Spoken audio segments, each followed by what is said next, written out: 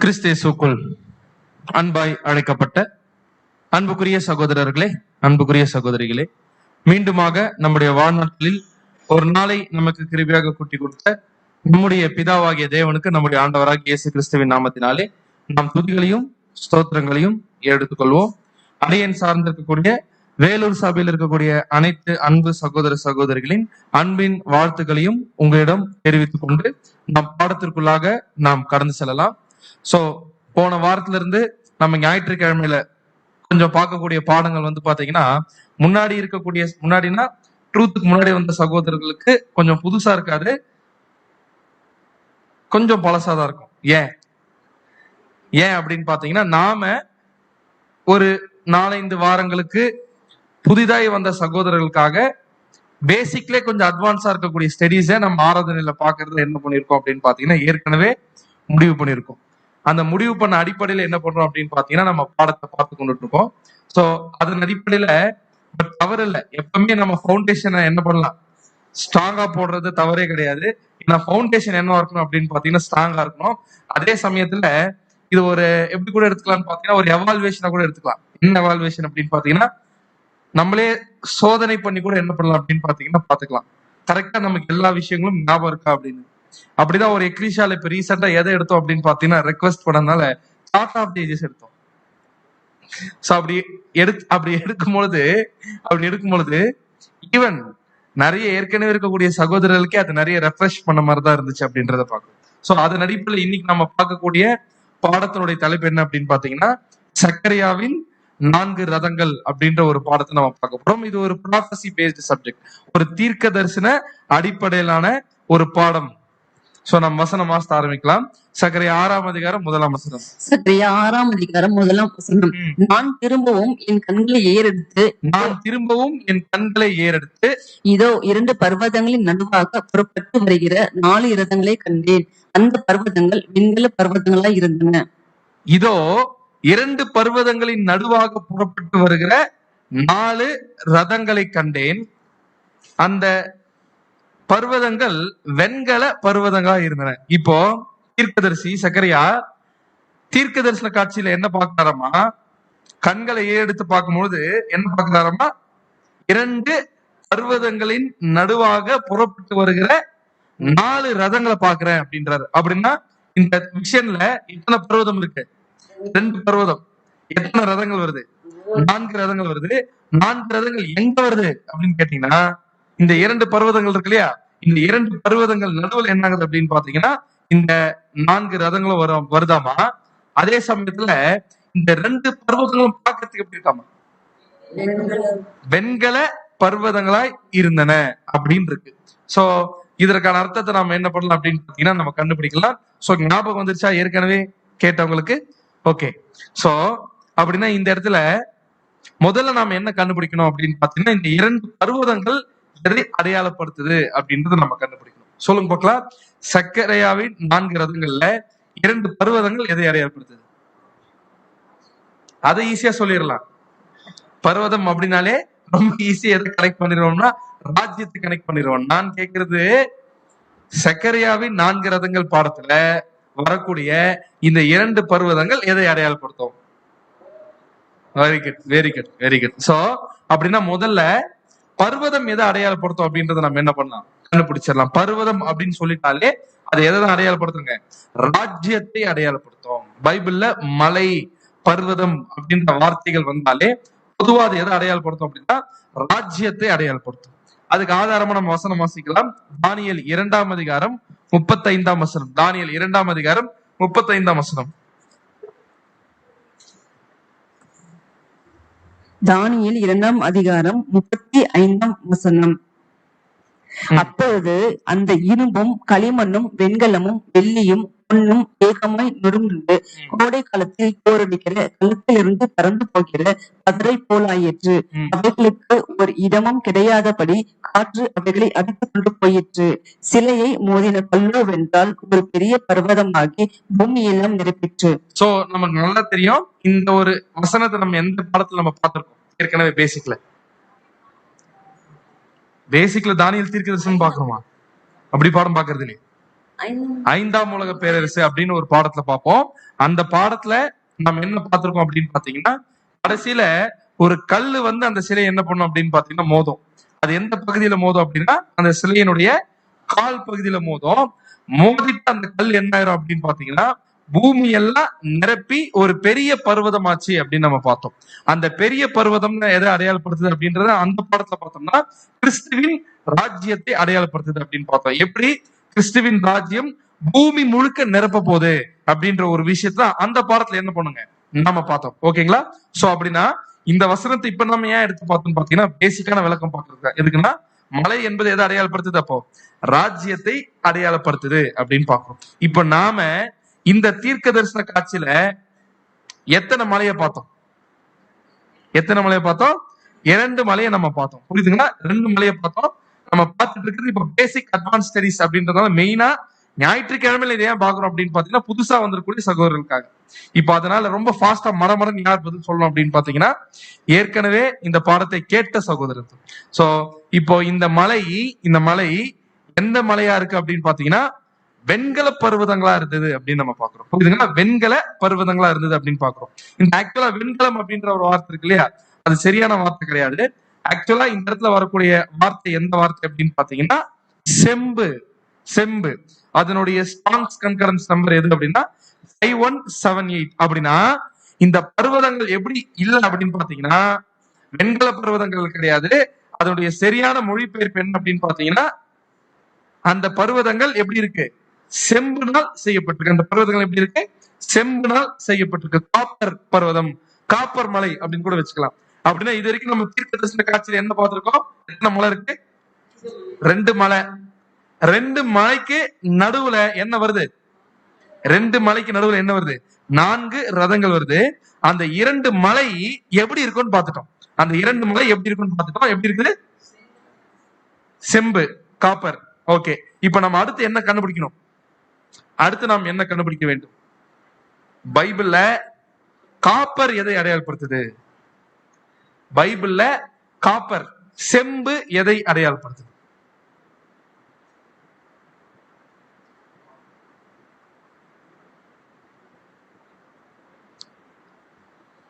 திருப்பி கூட கேக்குறேன். பைபிள்ல பொதுவா க்ளூ என்ன கொடுக்குறேன்? ஆசரிப்பு கூட ஒரு க்ளூ. பைபிள்ல காப்பர் எதை அடையாளப்படுத்துது? க்ளூ கொடுத்துட்டா ஆசரிப்பு கூட வரும். சரி, ஆசரிப்பு கூட காப்பர்ல என்ன இருக்கும்? பலிப்பிடம் இருக்கும். Very good, very good. So அப்படின்னா இப்ப சொல்லுங்க, செம்பு பைபிள்ல எதை அடையாளப்படுத்தும்? Very good. எதை அடையாளப்படுத்தும்னா பரிபூர்ண மனுஷீக நிலைமை. பரிபூர்ண மனுஷீக நிலைமை. அதனாலதான் பலிப்பீடம் ஏன் தேவன் அப்படி வச்சார் அப்படின்னு பாத்தீங்கன்னா அந்த பலிப்பீடம் எதை அடையாளப்படுத்துதுங்க? நம்முடைய ஆண்டவராகிய இயேசு கிறிஸ்துடைய ஈடுபலியை அடையாளப்படுத்துது. ஆண்டவராகிய இயேசு கிறிஸ்துடைய ஈடுபலியை தான் அந்த பலிப்பீடம், ஆசாரிப்பு கூடத்துல கூட பலிப்பீடம் அடையாளப்படுத்துது. அப்படின்னு நம்முடைய ஆண்டவராகிய இயேசு கிறிஸ்து ஈடுபலிய யாருக்கு இணையா கொடுத்தார்? அது பேர்ல இருக்கு, ஆதாமுக்கு இணையா கொடுத்தார். ஏன்னா ஆதாமுக்கு பதில் இன்னொரு மனிதன் என்ன பண்ணணுங்க? மறிக்கணும். ஆதாம் ஜீவனை விடும்பொழுது அவர் இருந்த நிலைமை எது அப்படின்னு பாத்தீங்கன்னா பரிபூர்ண மனுஷீக நிலைமை. அதே மாதிரி நம்முடைய ஆண்டவராகிய இயேசு கிறிஸ்துவும் அவருடைய பரிபூர்ண மனுஷீக ஜீவனை யாருக்கு பதில் கொடுத்துட்டாரு? ஆதாமுக்கு நிகராக என்ன பண்ணிட்டார் அப்படின்னு பாத்தீங்கன்னா கொடுத்துட்டார் அப்படின்னு பாக்குறோம். அப்படின்னா பைபிள்ல காப்பர் எதை அடையாளப்படுத்துது? செம்பு எதை அடையாளப்படுத்துதுன்னா பரிபூர்ண மனுஷீக நிலைமை அடையாளப்படுத்துது. ஏன் தேவன் காப்பரை இதுக்கு அடையாளமா வச்சிருக்க? பரிபூர்ண மனுஷீக நிலைமைக்கு இந்த ஒரு மெட்டலை தேவன் ஏன் அடையாளமா வச்சிருக்காரு? என் கேள்வி புரிஞ்சுதுங்களா? காப்பர்னா நம்ம என்ன சொல்லிட்டோம்? இப்போ பரிபூர்ண மனுஷீக நிலைமையை தான் அந்த காப்பர் அடையாளப்படுத்துதுன்னு பார்த்தோம். என் கேள்வி என்னன்னா, அந்த காப்பரை இதுக்கு அடையாளப்படுத்துவதற்காக தேவன் ஏன் வச்சிருக்காரு?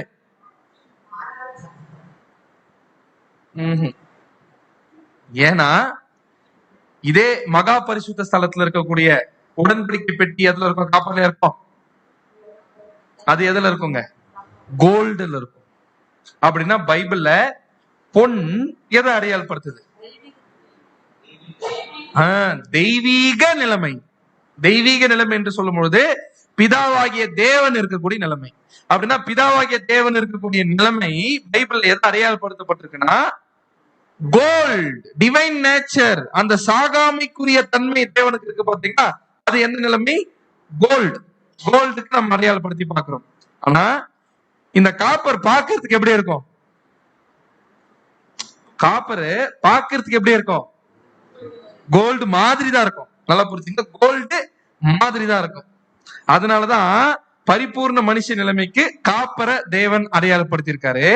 அதுதான் நம்ம பாக்குறோம். ஆதாம படைக்கும் பொழுது தேவன் என்ன சொல்லி படைச்சார்னா, வாசிக்கலாம். ஆதியாகமம் 1:26. ஆதியாகமம் 1:26. இந்த தேவன் நமது சாயலாகவும் நமது ரூபத்தின் படியேயும் மனுஷனை உண்டாக்குவோமாக. அவர்கள் சமுத்திரத்தின் மச்சங்களையும் ஆகாயத்து பறவைகளையும் மிருக ஜீவன்களையும் பூமி அனைத்தையும் பூமியின் ஊறும் சகல பிராணிகளையும் ஆளக்கடவீர்கள். அப்படின்னா மனுஷனை படைக்கும் பொழுது தேவன் எப்படிதான் படைச்சிருக்காருங்க? அவருடைய சாயலா படைச்சிருக்காரு. அவருடைய மாதிரியா என்ன பண்ணிருக்காருன்னா உண்டாக்கி இருக்கிறாரு.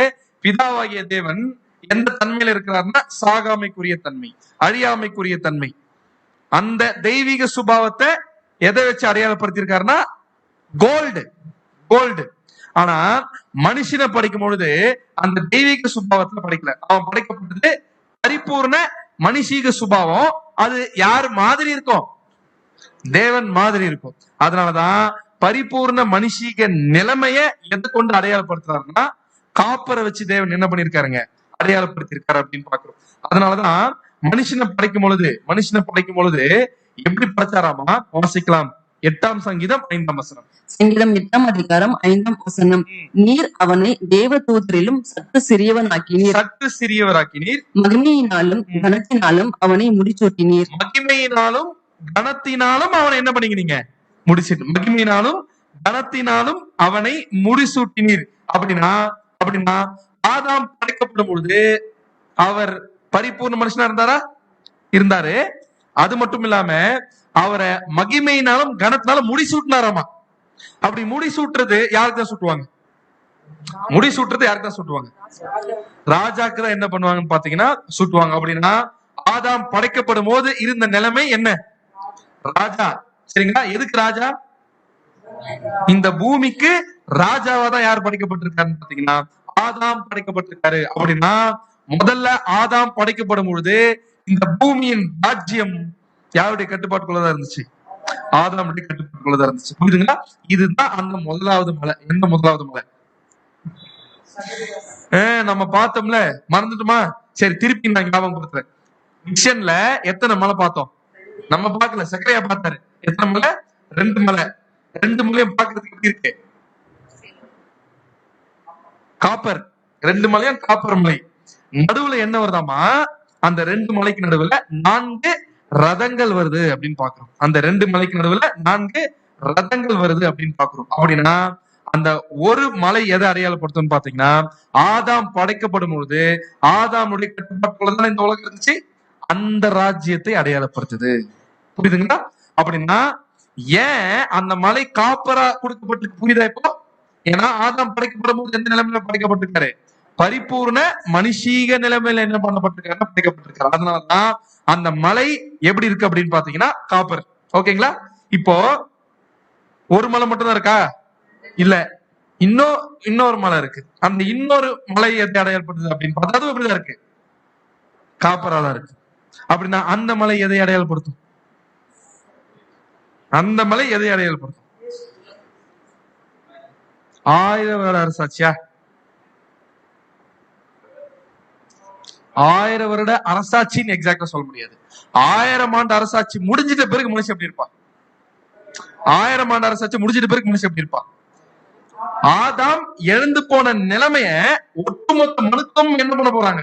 திரும்ப பெற்றுக்கொள்ள போறாங்க. அதாவது ஆதாம் ஜீவனை இழந்துட்டார். தன்னுடைய பரிபூர்ண மனுஷிய நிலைமையை இழந்துட்டு இருந்தாதான் இப்ப மனுஷன் எதுக்குள்ள டிராவல் பண்ணிட்டு இருக்கான்?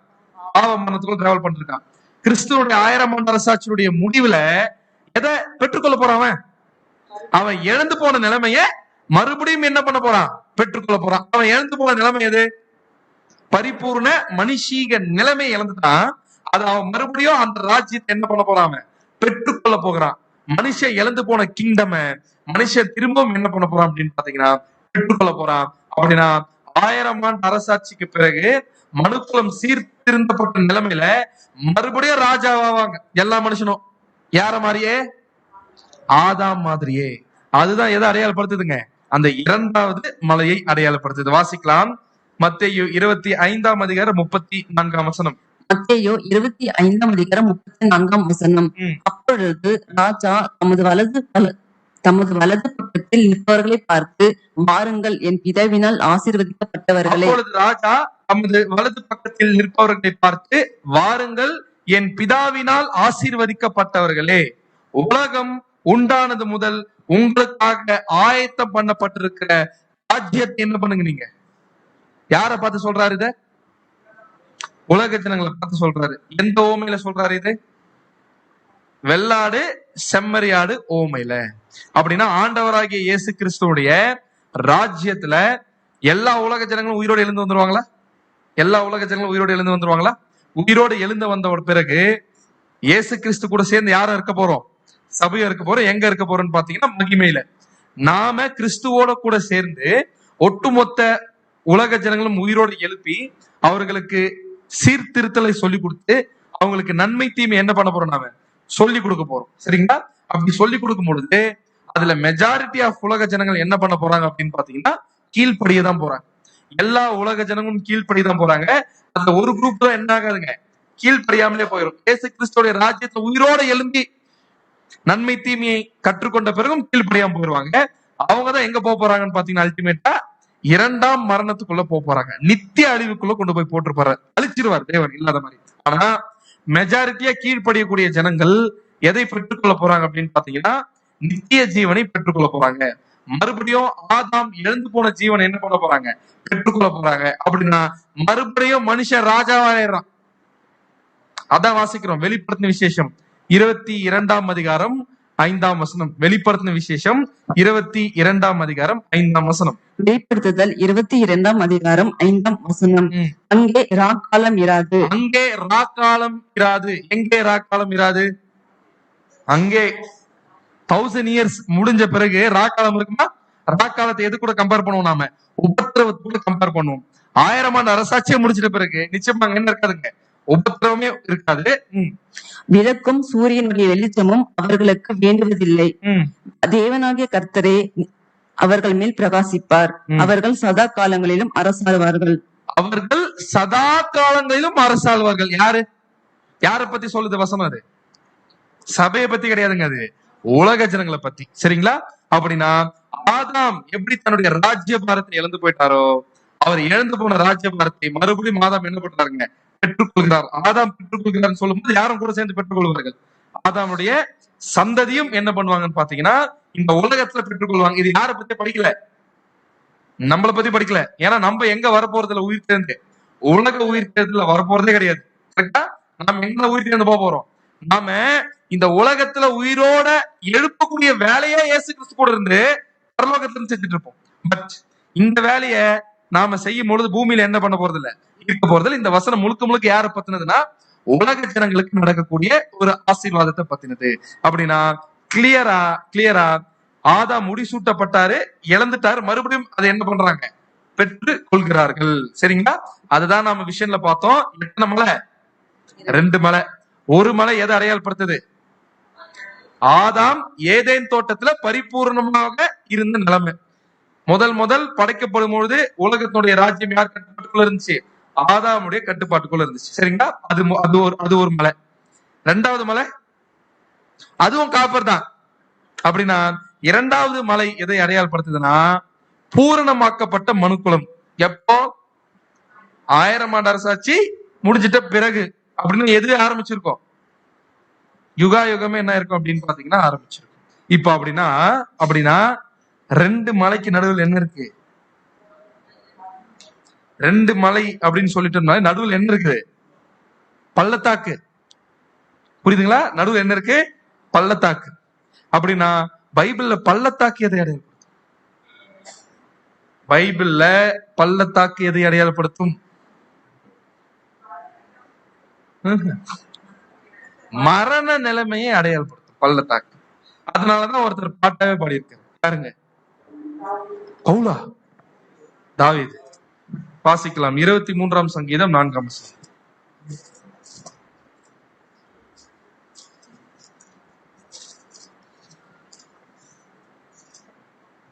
சங்கீதம் 23ஆம் அதிகாரம் 4ஆம் வசனம். நான் மரண இருளின் பள்ளத்தாக்கிலே நடந்தாலும் பொல்லாப்புக்கு பயப்படேன். தேவரீர் என்னோடு கூட இருக்கிறீர். உமது கோலும் உமது தடியும் என்னை தேற்றும். சோ கிளியரா சொல்றார், நான் மரண இருளின் பள்ளத்தாக்கில் நடந்தால் என்ன பண்ண மாட்டேன், பயப்பட மாட்டேன். அப்படின்னா மரண நிலைமைய எதோட கம்பேர் பண்ணி பேசியிருக்காரு? பள்ளத்தாக்கோட. அப்படின்னா இப்ப நம்ம என்ன கண்டுபிடிச்சிட்டோம்னா, பள்ளத்தாக்கு எதை அடையாளப்படுத்தும்? மரண நிலைமை. புரியுதுங்களா? மரண நிலைமை. இப்போ எத்தனை மலை இருக்கு மிஷன்ல? 2 மலை. சரிங்களா? ஒரு மலை எதை அடையாளப்படுத்துதுன்னா, ஆதாம் பெற்றிருந்த உண்மையான ராஜ்யம். கரெக்டா? தெரியுதா நான் சொல்றதுங்க?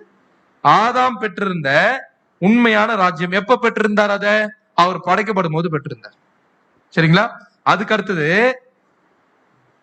இந்த மலை முடிஞ்சா நடுவுல என்ன வந்துருச்சு? பள்ளத்தாக்கு. பள்ளத்தாக்கு எதை அடையாளப்படுத்துதுன்னு பார்த்தோம்? மரண நிலைமை. சரிங்களா? அதுக்கப்புறம் திரும்பி இன்னொரு மலை வருது.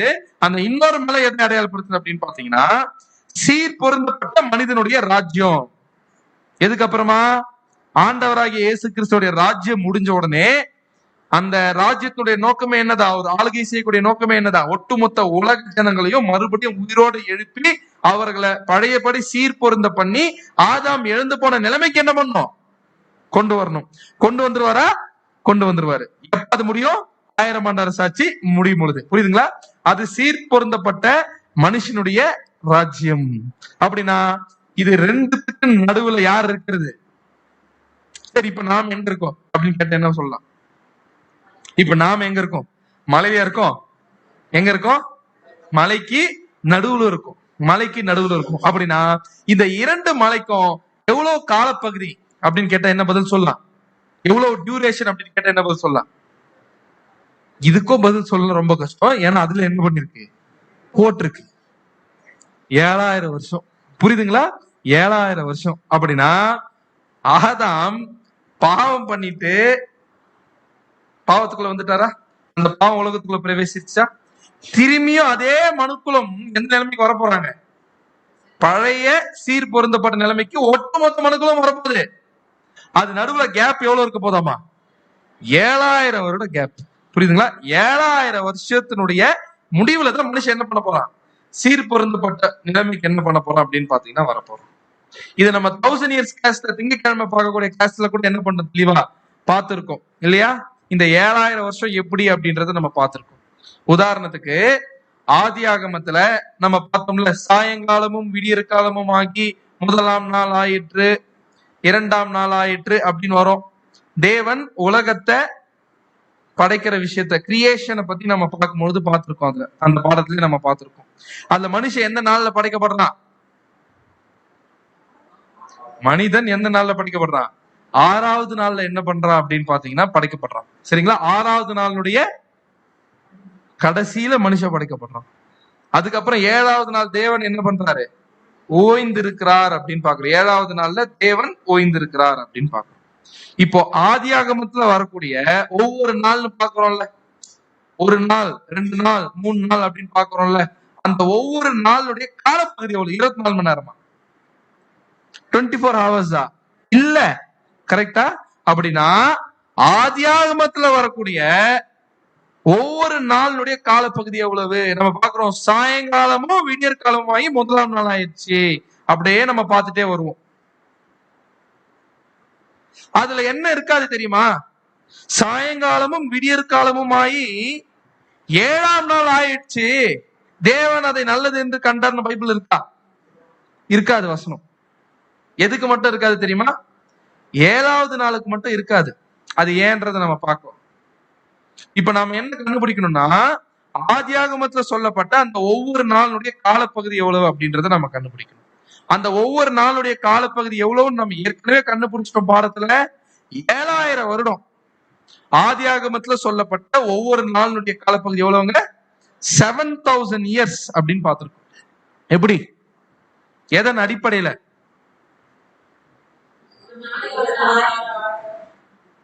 அப்படி வசனம் இருக்கு. இயேசு கிறிஸ்துக்கு ஒரு நாள் 1000 வருஷம் வசனம் இருக்கு. இப்ப என் கேள்வி என்னன்னா, ஆதியாகமத்துல சொல்லப்பட்ட ஒவ்வொரு நாளுடைய காலப்பகுதி எவ்வளவு? 7000 வருஷம் அப்படின்னு நம்ம பார்க்கணும் இல்லையா? அது எப்படி அப்படின்னு நம்ம கண்டுபிடிக்கணும்னா, நம்முடைய ஆண்டவராகிய இயேசு கிறிஸ்து மார்க் 2ஆம் அதிகாரம் 28ஆம் வசனத்துல அவர் சொல்லக்கூடியது என்னன்னா, மனுஷகுமாரன் ஓய்வு நாளுக்கு ஆண்டவரா இருக்கிறார் அப்படின்றார். என்ன சொல்றாரு? So the son of man is Lord even of the Sabbath அப்படின்னு என்ன சொன்னா, மனுஷகுமாரன் எதுக்கு ஆண்டவரா இருக்காரா? ஓய்வு நாளுக்கு ஆண்டவரா இருக்கிறார். அப்படின்னா ஓய்வு நாள் என்பது எத்தனாவது நாள்? 7வது நாள். பொதுவா ஓய்வு நாள் எத்தனாவது நாளுங்க பைபிள்ல? 7th டே.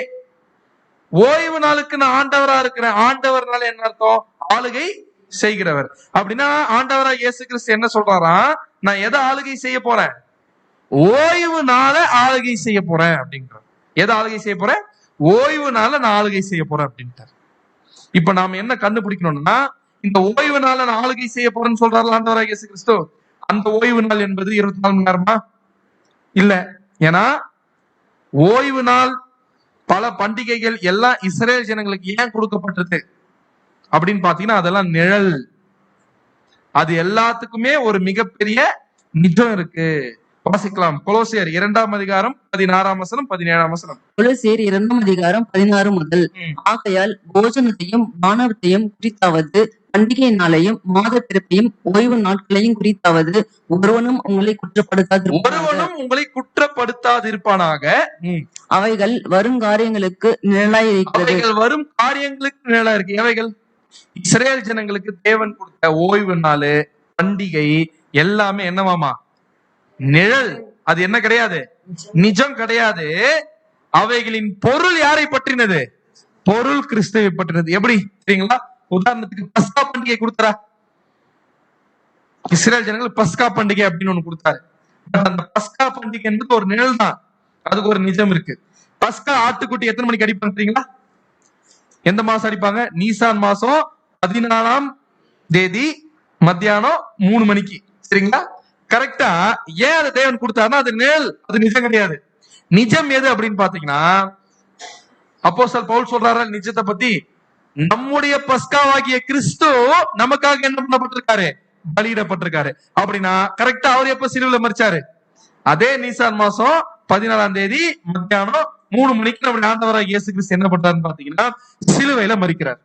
அப்படின்னா இஸ்ரேல் ஜனங்களுக்கு தேவன் நிறைய விஷயத்தை கொடுத்திருக்காரு. அதெல்லாம் எப்படி இருக்கா? அதெல்லாம் நிழலாதான் இருக்குது. அது என்ன கிடையாது? அது நிஜம் இல்ல. அது எல்லாத்துக்குமே ஒரு மிகப்பெரிய நிஜம் இருக்குது. அந்த நிஜம் யாரை பற்றினது?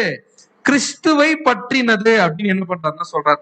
அப்படி நாம பார்க்கும் பொழுது நமக்கு தெளிவா என்ன புரிய வருது அப்படின்னு பாத்தீங்கன்னா, இஸ்ரேல் ஜனங்கள் அனுசரிச்சுட்டு வந்த ஓய்வு நாள் கூட நிழலாதான் இருக்கு. அதுக்கும் என்ன இருக்குது? ஒரு மிகப்பெரிய நிஜம் இருக்கு. இஸ்ரேல் ஜனங்களை தேவன் அனுசரிக்க சொன்னார். ஓய்வு நாள எத்தனை நாள் வேலை செய்ய சொன்னாரு? 6 நாள் கஷ்டப்பட்டு வேலை செய்யணும். நமக்கு தெரியும், யாத்திராகமத்துல நம்ம வசனம் படிச்சிருக்கோம், அது படிக்க வேண்டாம். 6 நாள் என்ன பண்ண அவங்க? வேலை செய்யணும். எந்த நாள் ஓய்வு எடுக்கணும்? 7வது நாள் ஓய்வு எடுக்கணும். இதுதான் ஃபார்முலா இஸ்ரேல் ஜனங்களுக்கு கொடுத்தது. அப்படி இஸ்ரேல் ஜனங்களுக்கு அது கொடுக்கும் போது அது எவ்வளவு மணி நேரம்? 24 மணி நேரம், 1 டே இஸ்ரேல் ஜனங்களுக்கு. ஆனா இங்க கிளியரா பவுல் கொலோசியர்ல என்ன சொல்றாருன்னா, இதெல்லாம் என்னவா இருக்கா? நிழல். இது எல்லாத்துக்கும் ஒரு மிகப்பெரிய நிச்சயம் இருக்கு, மிகப்பெரிய நிச்சயம் இருக்கு. அப்படின்னா அந்த நிஜத்தை இப்ப நாம என்ன பண்ணணும்? கண்டுபிடிக்கணும். அப்போ ஓய்வு நாளுக்கும் என்ன இருக்குது? ஒரு மிகப்பெரிய நிஜம் இருக்கு. ஓய்வு நாளுக்கும் மிகப்பெரிய நிஜம் இருக்கு. அப்படின்னா நிஜமான ஓய்வு நாளுடைய காலப்பகுதி எவ்வளவு நாம என்ன பண்ணணும்? இப்போ கண்டுபிடிக்கணும். நாம 2 பேதுரு 3:8 நம்ம தெளிவா படிச்சிருக்கோம். பிரியமானவர்களே, என்ன படிச்சிருக்கோம்? பிரியமானவர்களே, கர்த்தருக்கு ஒரு நாள் 1000 வருஷம் போலவும் 1000 வருஷம் ஒரு நாள் போலவும் இருக்கிறது என்ற இந்த ஒரு காரியத்தை நீங்க என்ன பண்ண வேண்டாம்? அறியாதிருக்க வேண்டாம். அப்படின்னா ஆண்டவராய் இயேசு கிறிஸ்துக்கு ஒரு நாள் எவ்வளவுங்க? 1000 வருஷம். புரிச்சுங்களா? ஒரு நாள் எவ்வளவு? 1000 வருஷம். இப்போ ஆண்டவராகிய இயேசு கிறிஸ்து என்ன சொல்றாருன்னா, ஓய்வு நாளுக்கு என்னவா இருக்கேன்? அப்படின்னா இவர் ஓய்வு நாளதான் ஆளுகை செய்ய போறாரு. அப்படின்னா ஆண்டவராகிய இயேசு கிறிஸ்து ரூல் பண்றது எந்த நாள் அப்படின்னு பாத்தீங்கன்னா ஓய்வு நாளதான் அவர் என்ன பண்ண போறாருன்னா ஆளுகை செய்ய போறார் அப்படின்னு பாக்கணும். அப்படி நாம பார்த்தோம்னா ஓய்வு நாள் எப்ப வரும், எதுக்கு அப்புறம் வரும்? 6 நாள் கழிச்சு அதுக்கப்புறம் வரக்கூடிய அந்த ஒரு நாள் பேரு தான் என்னங்க, ஓய்வு நாள். கரெக்டா? இப்ப இந்த ஒரு நாளுடைய காலப்பகுதி எவ்வளவுன்னு பேதுருல படிச்சுட்டோம். வெரி குட், 1000 வருஷம் படிச்சுட்டோம். அப்ப இந்த ஒரு நாள் 1000 வருஷம்னா அப்ப அந்த 6 நாள் சூப்பர் பிரதர். எத்தனை வருஷம்? 6000 வருஷம். இந்த ஒரு நாள் 1000 வருஷம்னா அந்த 6 நாள் 6000 வருஷம் அப்படின்னு நம்ம பாக்குறோம். அப்படின்னா இது ரெண்டுத்தையும் சேர்த்தா எத்தனை நாள் வரும்? 7000 வருஷம். 7000 வருஷம் வருது. அப்படின்னா இதுல ஆண்டவராகிய இயேசு கிறிஸ்துடைய ராஜ்யம் எந்த வருஷம்? இந்த 1000 வருஷம் தான் ஆண்டவராகிய இயேசு கிறிஸ்துடைய ராஜ்யம். அப்ப அந்த 6000 வருஷம் எதுக்கு முன்னாடி இருக்கோ? ஆண்டவராகிய இயேசு கிறிஸ்துடைய ராஜ்யத்துக்கு முன்னாடி இருக்கக்கூடியதுதான் அந்த 6000 வருஷம். அந்த 6000 வருஷம் ஆதாம்ல இருந்து கணக்கு போட்டு முடிச்சிட்டோம்னா எது ஸ்டார்ட் ஆயிடுச்சா இல்லையான்னு கண்டுபிடிச்சிடலாம். இயேசு கிறிஸ்துடைய 1000 ஆண்டு அரசாட்சி ஸ்டார்ட் ஆயிடுச்சா இல்லையான்னு கண்டுபிடிச்சிடலாம். நம்ம காலக்கணக்குன்னு ஒரு பாடம் பார்த்து ஞாபகம் இருக்குங்களா? அந்த பாடத்துல 6000 வருஷம் எப்ப முடிஞ்சிச்சு? 6000 வருஷம் எப்ப முடிஞ்சிருச்சுன்னு பாத்தீங்கன்னா எப்ப முடிஞ்சிச்சு? பேசிக்ல பார்த்தோம், எதுலயும் பார்த்தோம். வர 1874. Very good. 1874வது வருஷத்துலயே 6000 வருஷம் என்ன ஆயிடுச்சுங்க, முடிச்சு. சரியா? அப்படின்னா கிறிஸ்துவனுடைய 2ஆம் வருகையும் கரெக்டா 1874ல ஸ்டார்ட் ஆயிடுச்சு. இப்ப நாம ஆக்சுவலா எதுக்குள்ள வந்துட்டோம்? அந்த 6ல இருக்கிறமா இந்த 1000 இருக்குமா? 1000 வந்தாச்சு. சரிங்களா? இப்போ எந்த கால பகுதியே வந்துட்டோம்னா சபை முடிஞ்சு உலகத்துல உபத்திரம் வந்து உலக ஜனங்களே உயிரோடு இருந்திருக்கக்கூடிய காலப்பகுதி என்ன பண்ணிட்டோம், நாம நெருங்கிட்டோம். அந்த அளவுக்கு வந்தாச்சு நாம. இப்ப பாயிண்ட் என்னன்னா இப்ப இது ரெண்டுத்தையும் சேர்த்து இப்போ ஆதியாகமத்துல எத்தனை நாள் இருக்கு? 6 நாளா இருக்கு? 7 நாள் இருக்கு. சரிங்களா? அப்படின்னா அந்த ஆதியாகமத்துல வரக்கூடிய 7வது நாள் இருக்கு பாத்தீங்களா, அந்த 7வது நாள் தான் இது. ஆதியாகமத்துல வரக்கூடிய 7வது நாள் தான் இது. அப்ப ஆதியாகமத்துல வரக்கூடிய 7வது நாளுடைய காலப்பகுதி எவ்வளவு? 1000 வருஷமா? 7000 வருஷம். ஆதியாகமத்துல வரக்கூடிய 7வது நாளுடைய காலப்பகுதி எவ்வளவு? 7000 வருஷம். இப்போ 7வது நாள்ல தேவன் என்ன சொல்லிட்டாரு? இன்னும் என்ன சொல்லல? சாயங்காலமும் விடியற்காலமும் ஆகி 7வது நாள் ஆயிற்று, தேவன் அதை நல்லது என்று கண்டார்னு இன்னும் வசனம் என்ன பண்ணல. அப்படி ஒரு வசனமே இல்ல. ஏன் சொல்லுங்க பார்க்கலாம். இன்னும் என்ன ஆகல? முடிவே இல்ல. ஆக்சுவலா ஆதியாகமத்துடைய 7th டேக்குள்ளதான் யாரே இருக்கும்? நாமளே இருக்கும். கரெக்டா? அப்ப அந்த 7th டேல மொத்தம் எத்தனை வருஷம் இருக்குது? 7000 வருஷம். அப்போ 7th டே ஆதியாகமத்துல 7000 வருஷம். 6th டே அதுவும் 7000 வருஷம் தான். 5th டே 7000 வருஷம் தான். அப்ப சூரியனை ஒழுங்கு பண்றதுக்கெல்லாம் தேவன் எத்தனை நாள் எடுத்துட்டாரு? 7000 years. சும்மா ஒரு நாள் 2 நாள்ல பண்ணல. அப்போ இந்த 7000 வருஷத்துல கடைசி 1000 வருஷம் தான் யாருடைய ராஜ்யம்? இயேசு கிறிஸ்துவுடைய ராஜ்யம். அப்போ இந்த 7வது நாள்ல கடைசி 1000 வருஷம் முடிஞ்சிருச்சுன்னா எந்த நாளே முடிஞ்சிருது? 7வது நாளே முடிஞ்சிருச்சு ஆதியாகமத்துல. அப்ப முடியுமோ தேவன் என்ன சொல்வார்? சாயங்காலமும் விடியற்காலமும் ஆகி 7ஆம் நாள் ஆயிருச்சு, தேவன் அதை சொல்வாரா நல்லது என்று? சொல்வார், சொல்லுங்க பார்க்கலாம். அப்ப எப்படி இருக்கும் மனுக்குலம்? பர்ஃபெக்ட். அப்ப சொல்லுவாரு அது நல்லது என்று கண்டார். இப்ப சொல்ல முடியுமா? இந்த நல்லது என்று இப்ப என்ன பண்ண முடியாதுங்க, சொல்ல முடியாது. இப்போ அதனாலதான் ஆண்டவராகிய இயேசு கிறிஸ்து ஓய்வு நாளுக்கு ஆண்டவரா இருக்கிறார். அப்படின்னா அவருடைய 1000 ஆண்டு அரசாட்சியும் ஓய்வு நாள் என்னதான் ஒண்ணு. ஏன் தெரியுமா? ஆண்டவராகிய இயேசு கிறிஸ்து 1ஆம் வருகையில எந்த அற்புதம் பண்ணாலும் எந்த நாள் தெரியுமா பண்ணுவாரு? பரிசேயர் சதுசேயர்களுக்கு அப்படியே பிரஷர் ஏறும். ஏன்னா எந்த அற்புதம் பண்ணாலும் எப்பதான் பண்றாரு? 7th டேல தான் பண்ணுவாரு. ஏன் அப்படி பண்ணாரு? ஏன் அப்படி பண்ணார்னா அது சாம்பிள். அங்க பண்ண அற்புதம் சாம்பிள். நிஜமான 1000 வருட அரசாட்சிக்குள்ள வந்துட்டோம் பாருங்க. இன்னும் கொஞ்ச நாள்ல சபை முடிஞ்ச பிறகு, மகாபத்திரம் முடிஞ்ச பிறகு எல்லா உலக ஜனங்களுக்கு என்ன கிடைக்க போகுது? ஜீவன் கிடைக்க போகுது. முடவன் மாலை போல என்ன பண்ண போறான்? துள்ளி குதிக்க போறான். கண் இல்லாதவனுக்கு கண் என்ன ஆக போகுது? கிடைக்க போகுது. அந்த நிலைமை அப்பவே சாம்பிள் என்ன பண்ணாருங்க? இதுக்கு இந்த 6+1 கான்செப்டுக்கு வசனம் இருக்கான்னு பாத்தீங்கன்னா இருக்கு. யோபுல சொல்லுவார். யோபு 5ஆம் அதிகாரம் 19ஆம் வசனத்துல, யோபு 5ஆம் அதிகாரம் 19ஆம் வசனம், 6 இக்கட்டுகளுக்கு உம்மை நீக்கலாகுவார். 6 இக்கட்டுகளுக்கு உம்மை நீங்களாக்குவார். 7ஆவதிலும் பொல்லாப்பு உம்மை தொடாது. 7ஆவதிலும் பொல்லாப்பு உம்மை தொடாது. 6000 வருஷமா மனுஷன் பாவத்துல என்ன பண்ணிருக்கான்? கஷ்டப்பட்டு இருக்கிறான். கடைசி 1000 வருஷத்துக்கு யாரு மீட்டெடுக்க போறாரு? ஆண்டவராகிய இயேசு கிறிஸ்து. அப்படின்னா இது எல்லாத்திலுமே பிதாவாகிய தேவன் இப்ப எந்த நிலைமையில இருக்காருங்க? அவர் ஓய்ந்து இருக்கிறார். ஏன்னா இப்ப மனுக்குள்ள பாவத்துக்குள்ள வந்துருச்சு. அதுல கடைசி 1000 வருஷத்துல ஆண்டவர் என்ன பண்ண போறாரு? மீட்டெடுக்க போறாரு எல்லாருமே. இது எல்லாமே எந்த நாள்ல வருது? 7வது நாள்ல வருது. அப்ப 7வது நாளுடைய காலப்பகுதி எவ்வளவு? 7000 வருஷம். ஆதாம் எப்ப படைக்கப்பட்டாரு? 6000 வருஷம் இல்ல, 6வது நாள்ல படைக்கப்பட்டார். 6வது நாளுடைய முடிவுல படைக்கப்பட்டாரு. அப்ப 6வது நாளுடைய காலப்பகுதி எவ்வளவுதான்? 7000 வருஷம் தான். 7வது நாள் 7000 வருஷம்னா 6வது நாள் என்னதாங்க?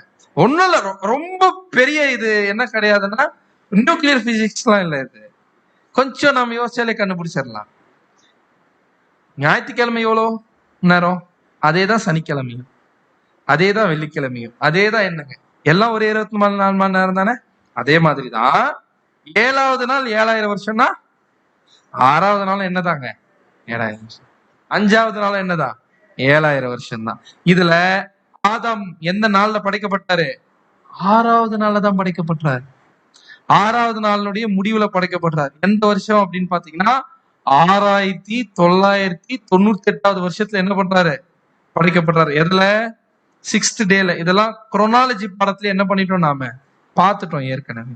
அப்படின்னா 6th டேனுடைய முடிவுல ஆதாம் படைக்கப்படும் போது எப்படி இருக்காரு? பர்ஃபெக்டா இருக்காரு.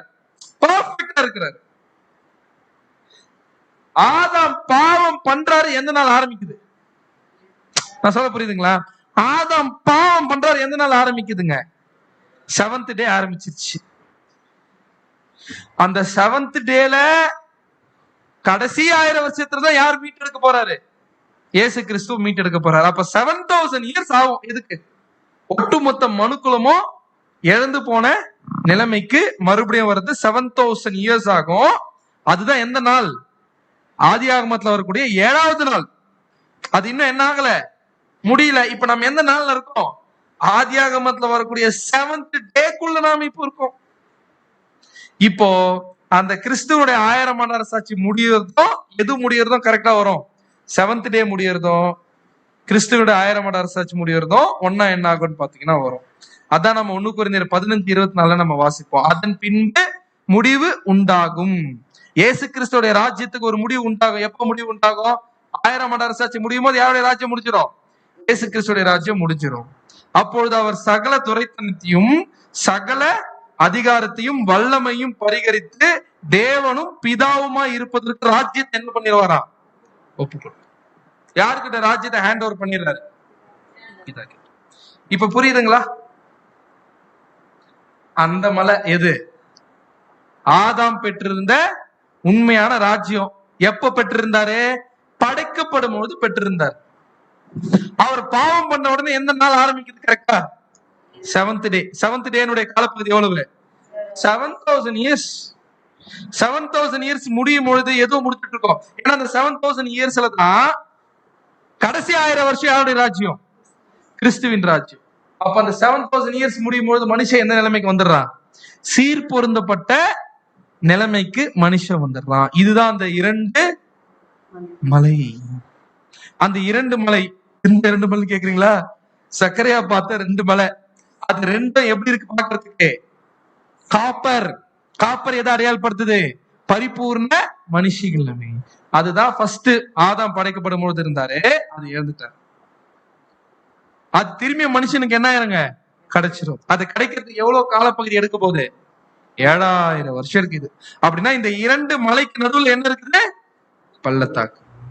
இப்போ நம்ம பார்த்தோம், என்ன பார்த்தோம் அப்படின்னு பாத்தீங்கன்னா, 2 மலையை பார்த்துட்டோம். 2 மலையும் காப்பரா இருக்கு. இந்த 2 மலைக்கு நடுவுல எத்தனை ரதம் வருது? 4 ரதம் வருது. நல்லா புரிஞ்சுக்கணும். இந்த 2 மலைக்கு நடுவில் என்ன வருது? 4 ரதங்கள் வருது. வாசிக்கலாம். சக்கரையா 6ஆம் அதிகாரம் 1ஆம் வசனம் வாசிங்க.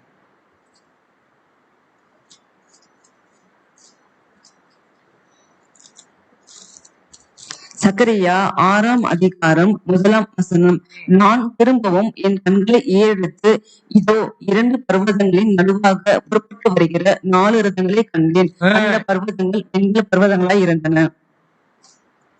ஓகே, அதாவது 2 பர்வதங்கள் என்ன பண்றாருங்க பாக்குறாரு. 2 பர்வதங்கள் நடுவில் எது வருது?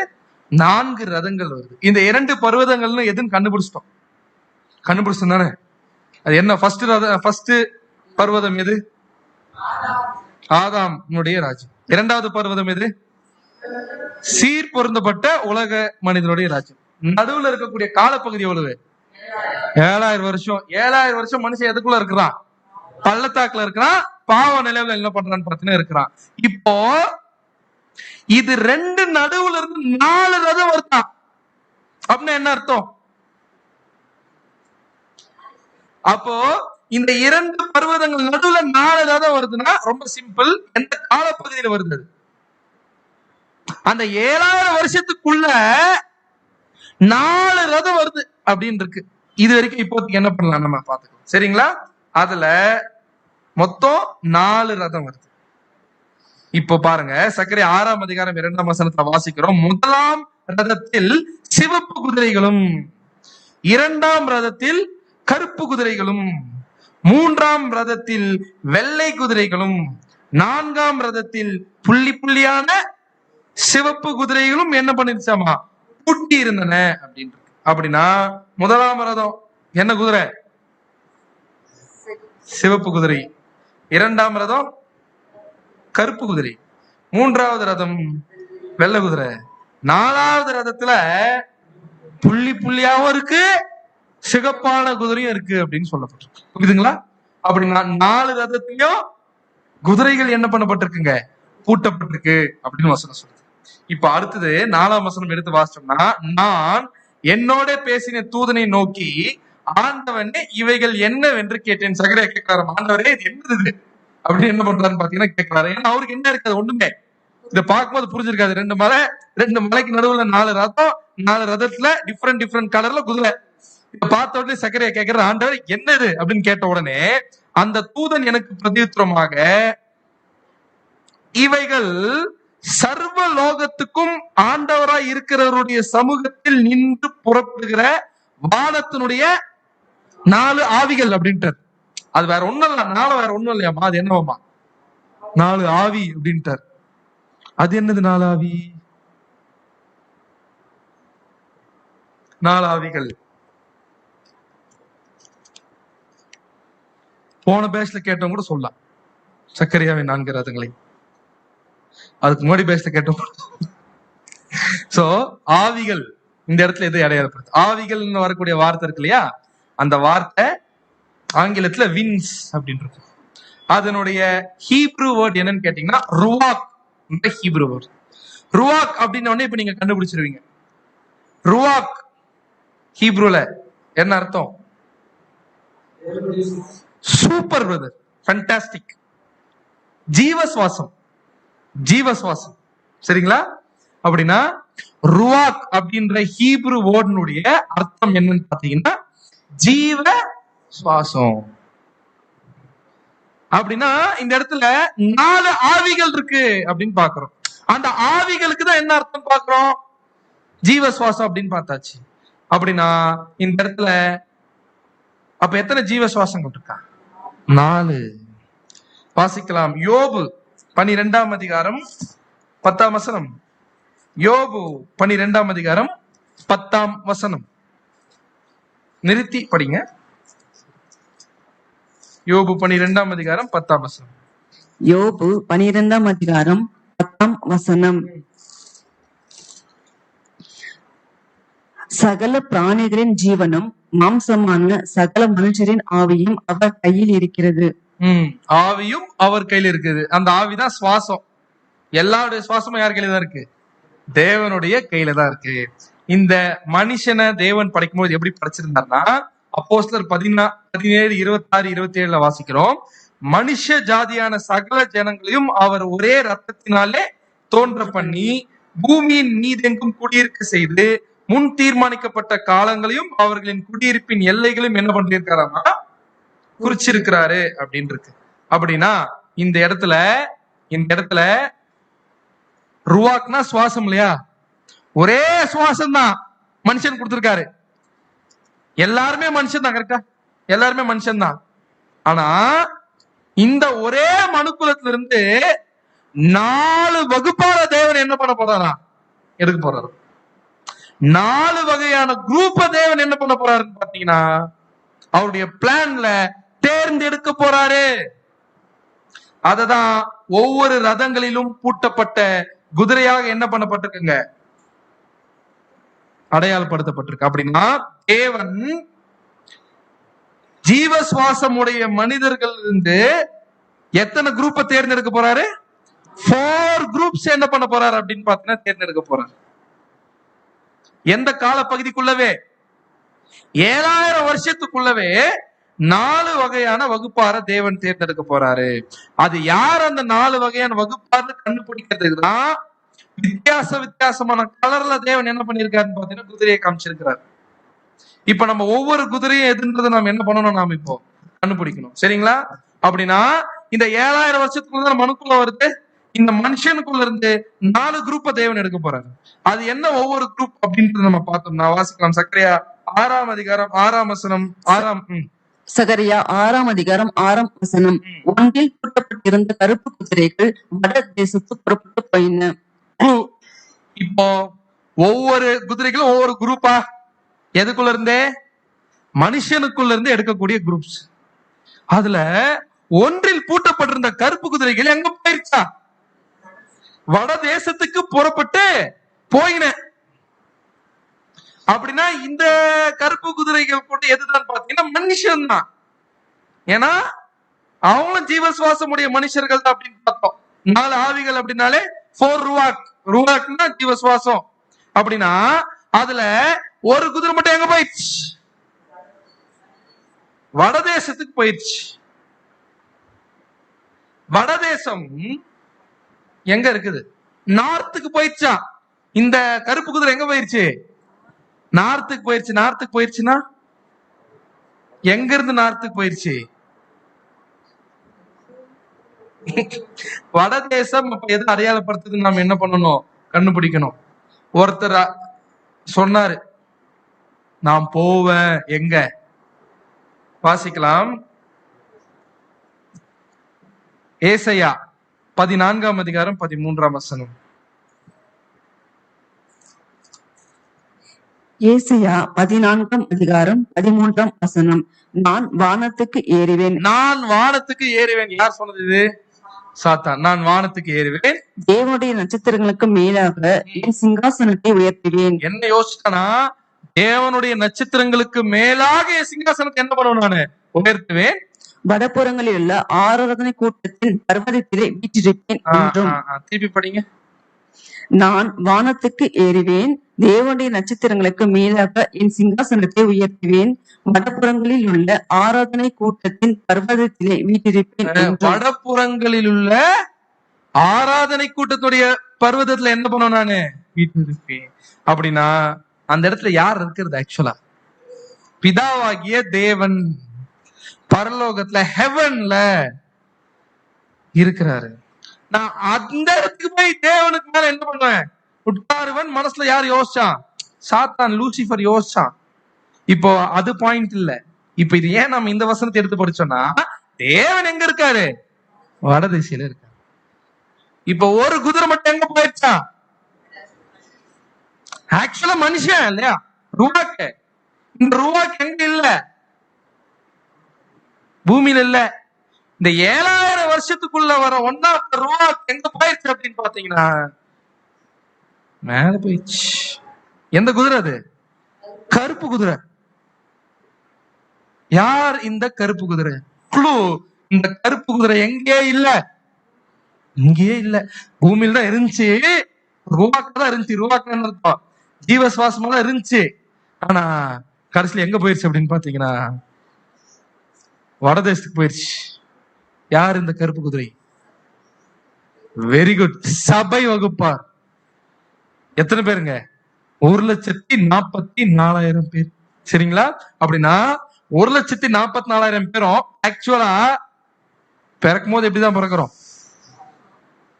மனுஷன் தான், ஜீவ சுவாசம் தான். இந்த 7,000 இந்த பள்ளத்தாக்கு நடுவுல தான் பிறந்திருக்கிறான். பள்ளத்தாக்கு நடுவுல மரண நிலைமையில தான் மனுஷனாக அவர்களும் என்ன பண்றாங்க? மனுக்குலத்துல பிறக்கிறாங்க. சாதாரண மனுஷனா தான் பிறக்கிறாங்க. ஆனா அவர்கள்ல ஒரு குரூப் மட்டும் கருப்பு குதிரை ஆயிருது. எங்க போயிருச்சா அது? அப்படின்னா மிச்சம் இருக்க குதிரை எல்லாம் சபை வகுப்பார் அடையாளப்படுத்தாது. சபை வகுப்பார் அடையாளப்படுத்துது எந்த குதிரை? கருப்பு. இப்ப நாம் எந்த குதிரை? இதுல கருப்பா? கருப்பு பாக்குறதுக்கு எப்படி இருக்கும்?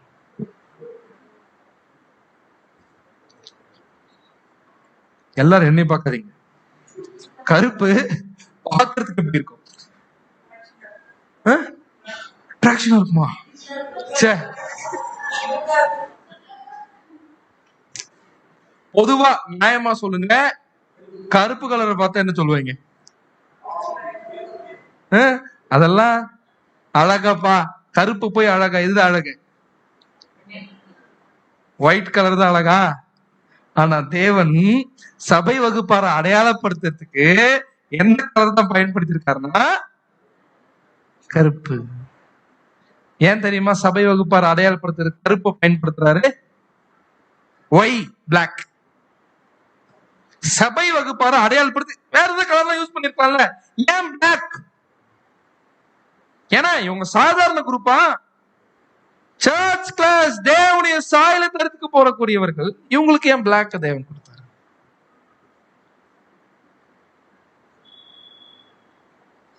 அதான் அழகா.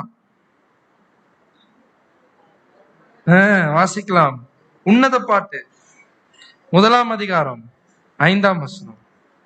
உன்னத பாட்டு 1 அதிகாரம் 5 வசனம் வாசிக்கிறேன். நான் கருப்பாய் இருக்கிறேன் என்று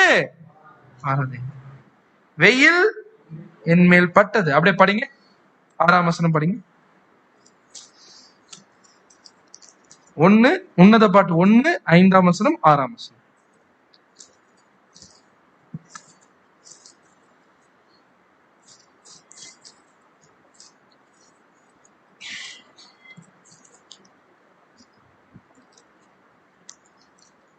உன்னத பாட்டு 1 அதிகாரம் 5 முதல். எருசலேமின் குமாரத்திகளே, கேதாரின் கூடாரத்தைப் போலவும் சாலமோனின் குதிரைகளைப் போலவும் நான் கருப்பாய் இருந்தாலும் அழகாய் இருக்கிறேன். என்ன சொல்லுதம்மா இந்த அம்மா? நான் கருப்பா இருந்தாலும் அழகா இருக்கிறேன். 6 வசனம். நான் கருப்பாய் இருக்கிறேன் என்று பாராதேயுங்கள். எப்படி பாக்காதீங்க? கருப்பா இருக்குன்னு பாக்காதீங்க.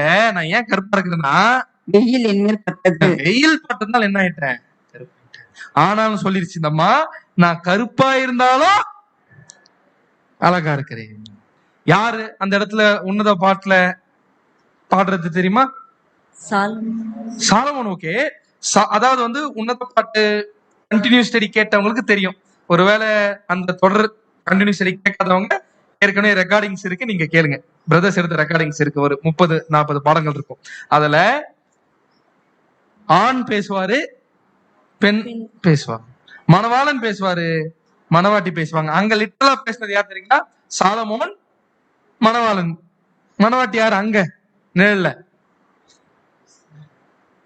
யாரு? நிழல்ல. நிஜத்துல கேட்கல,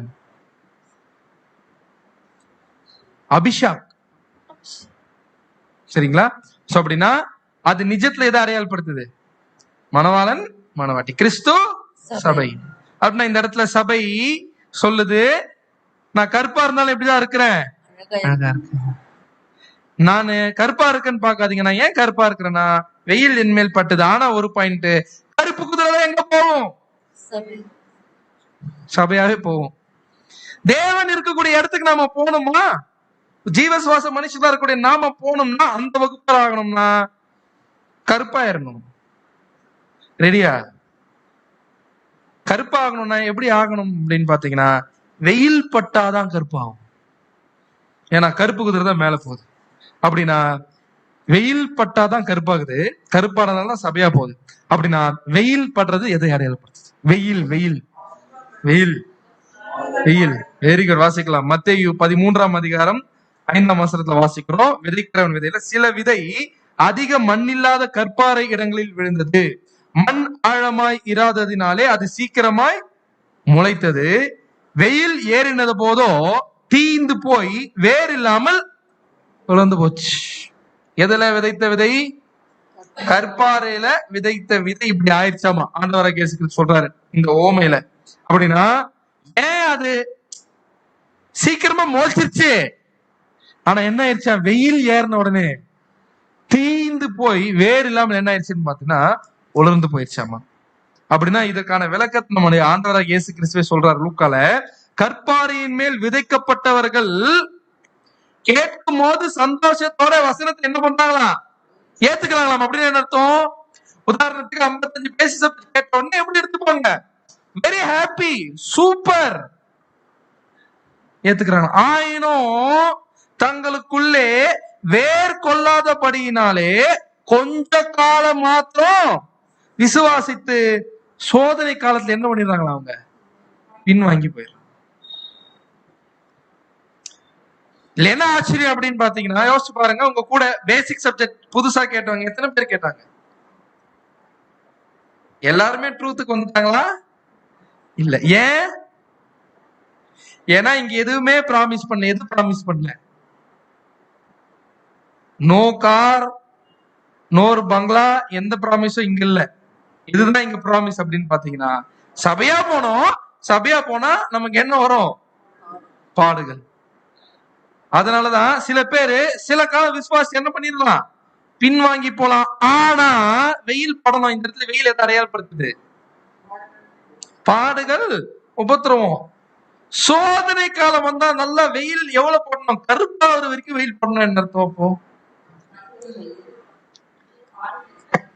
உதாரணத்துக்கு இந்த யாஃபேத்தின் சேர்ந்தது இந்த யூரோப்பியன்ஸ்லாம் நம்ம பீச்சஸ்ல பார்த்திருப்போம். நாம அவங்க ஏன் போய் வெயில்ல அவங்க படுத்து கிடப்பாங்கன்னா, கொஞ்சம் என்ன ஆகணும்? கொஞ்சம் பிளாக் ஆகணும்ன்றதுக்காகவே. ஏன்னா மெலனின் கம்மியா இருந்தாதான் ஒயிட்டா இருப்பாங்க இல்லையா? அப்போ அதுல என்ன இருக்கிறது? அதிகமா நோய் எதிர்ப்பு சக்தி கொஞ்சம் கம்மியா இருக்கும். சோ அந்த மாதிரி இங்க நம்ம சபையா ஆகணும்னா எது படணுமா? வெயில் என்ன ஆகணும் அப்படின்னு பாத்தீங்கன்னா படணும். வெயில் படலாமா? எது வெயில்? நாமளா போய் ஏத்துக்கிற பிரச்சனை கிடையாது. நாமளா போய் பிரச்சனை மாட்டிக்கிறது கிடையாது. சத்தியத்தின் நிமித்தம் நாம் படக்கூடிய பாடுகள். சத்திய நிமித்தம் பாடுகள் வருமா?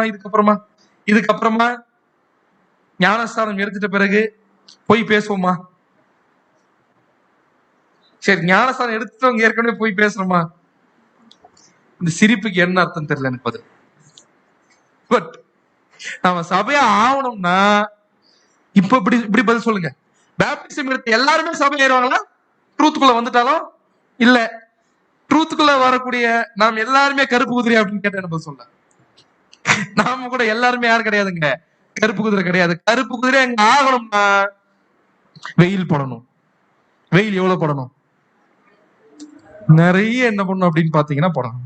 சோ அதுதான் சீஷர்கள் ஆதி காலத்துல என்ன ஸ்ட்ரென்தன் பண்ணி அழகா இருக்கும். அப்போஸ்தலர் 14:28 ஆங்கிலத்துல என்ன பண்ணிருக்காங்கன்னா, strengthening the souls, தேவனுடைய பிள்ளைகளை பலப்படுத்திருக்காங்க. ஆஃப் த டிசிபிள்ஸ், சீஷர்களை பலப்படுத்திருக்காங்க. encouraging them to continue in the faith, நீங்க விசுவாசத்துல என்ன பண்ணுங்க, நிலைத்து இருங்கன்னு என்கரேஜ் பண்ணிருக்காங்க, ஊக்குவிச்சிருக்காங்க. அண்ட் சேயிங், என்னன்னு சொல்லி ஊக்குவிச்சிருக்காங்கன்னா, அநேக உபத்திரவத்தின் வழியா தான் தேவனுடைய ராஜ்யத்துக்குள்ள என்ன பண்ண முடியும்? அப்படின்னா சத்தியத்திற்குள்ள நாம இருக்கணும்னா சத்தியத்திற்கே உரிய குணாதிசயத்தை நாம் காட்டும் பொழுது, அதற்குரிய உபத்திரம் வரும் பொழுது, அந்த உபத்திரத்தை நாம் என்ன பண்ணக்கூடியவர்களாக இருக்கணும்? சகிக்கக்கூடியவர்களாக இருக்கணும். யாருன்னா நம்மளை பத்தி தீமை பேசினா என்ன பண்ணலாம்? படிச்சோம் காலை தீர்மானத்துல. அது பேரே என்ன? காலை தீர்மானம் அப்படின்னு என்ன அர்த்தம்? யாரோ நம்மளை கஷ்டப்படுத்துறாங்க, என்ன பண்ணுவோம்? என்ன பண்ணலாம்? பயங்கரமா துன்பப்படுத்துறாங்க, கஷ்டப்படுத்துறாங்க, என்ன பண்ணிடலாம்? சபிக்கிறவர்களை bless them who curse you. உங்களை நிந்திக்கிறாங்களா? Okay fine. இப்படிதான் பழைய தீர்க்கதரிசிகள் என்ன பண்ணாங்களாமா? செஞ்சாங்க. ஆபீஸ்ல போறோம், நாம் உண்மையா சத்தியத்திற்குரிய ஒரு வாழ்க்கையை வாழும்போது நிச்சயமா மற்றவர்கள் மூலம் என்ன வரலாம்? உபத்திரம் வரும். அடுத்து ஒருவேளை நம்முடைய சொந்தங்கள்ல கூட இன்னும் பாபிலோன்ல இருக்கலாம். நாம் உண்மையான சத்தியத்துக்குள்ள வந்து சத்தியத்துக்குள்ள நடக்கிறது அவர்களால புரிஞ்சுக்க முடியுமா? இந்த வாழ்க்கையை புரிஞ்சுக்க முடியுமா? கேட்பாங்க, என்னப்பா திடீர்னு ஒரே நாள் என்ன பண்ற, நீ ஏதோ நல்லவ மாறி நல்லவ மாறி என்ன பண்ணிட்டு ஆக்ட் விடுறியா அப்படின்னு கேட்கலாம். யாரு? சொந்தங்கள். ஏன்னா அவங்களால என்ன பண்ண முடியாது, புரிஞ்சுக்க முடியாது. பாவம் எப்ப புரிஞ்சுப்பாங்க? ஆனா ராஜ்யத்துல புரிஞ்சுப்பாங்க. அப்படின்னா நம்ம பாக்குறோம் 2 தீமோத்தி 3:12 அழகா சொல்லுவாரு, கிறிஸ்து இயேசுவுக்குள் தேவ பக்தியாய் நடக்க மனதாய் இருக்கிற யாவரும் துன்பப்படுவார்கள் அப்படின்னு இருக்கும். ஏன்னா அப்போஸ்தலர்ஸுடைய லைஃப் எப்படி இருந்துச்சு? ஆனா அந்த துன்பத்தை அப்படியே ஒரு அழுத்தப்பட்டு இருந்தாங்களா? நம்ம கூட பார்த்தோம் குட் கம்பெனி சீலா பாடத்துல என்ன பார்த்தோம் அப்படின்னு பாத்தீங்கன்னா, 2 பேரும் கூட ஜெயில போட்டாங்க. யார? பவுலையும் சீலாவையும். நம்மள இப்ப ட்ரூத்ல இருக்கிறத போய் ஜெயில போட போறாங்களா இல்லையா? வருமா வராதா? வரும். வந்தா என்ன பண்ணலாம்? நம்ம லாஸ்ட் டே ப்ராஃபஸி எல்லாம் படிக்கிறோம், எப்படி எல்லாம் இருக்கும், கடைசியில உண்மையான சபைக்கு என்ன நடக்கும்லாம் படிக்கிறோம். யோவான் ஸ்தானகன் மாதிரி சிறைச்சேதம் நடக்கிற சூழ்நிலை வருதுன்னு வைங்க, என்ன பண்ணலாம்? ஜெயில போட்டாங்க குடிச்சு. அப்போஸ்தலர் பவுல கடைசியில ஜெயில போட்ட மாதிரி போட்டாங்க, என்ன பண்ணலாம்?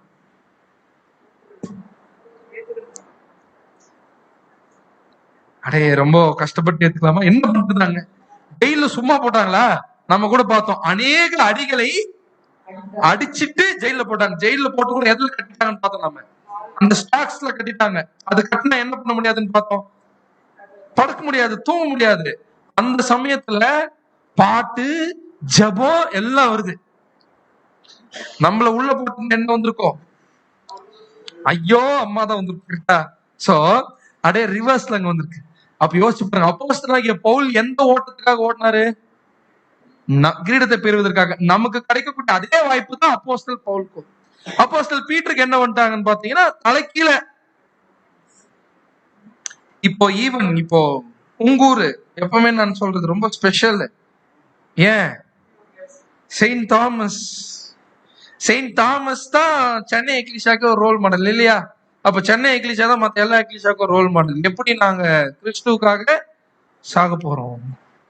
நாளைக்கு தோமா எப்படி கொலை பண்ணாங்க? இங்க ஐ திங்க் ஈடி தான் நினைக்கிறேன் இல்லையா? ஈடி தான்.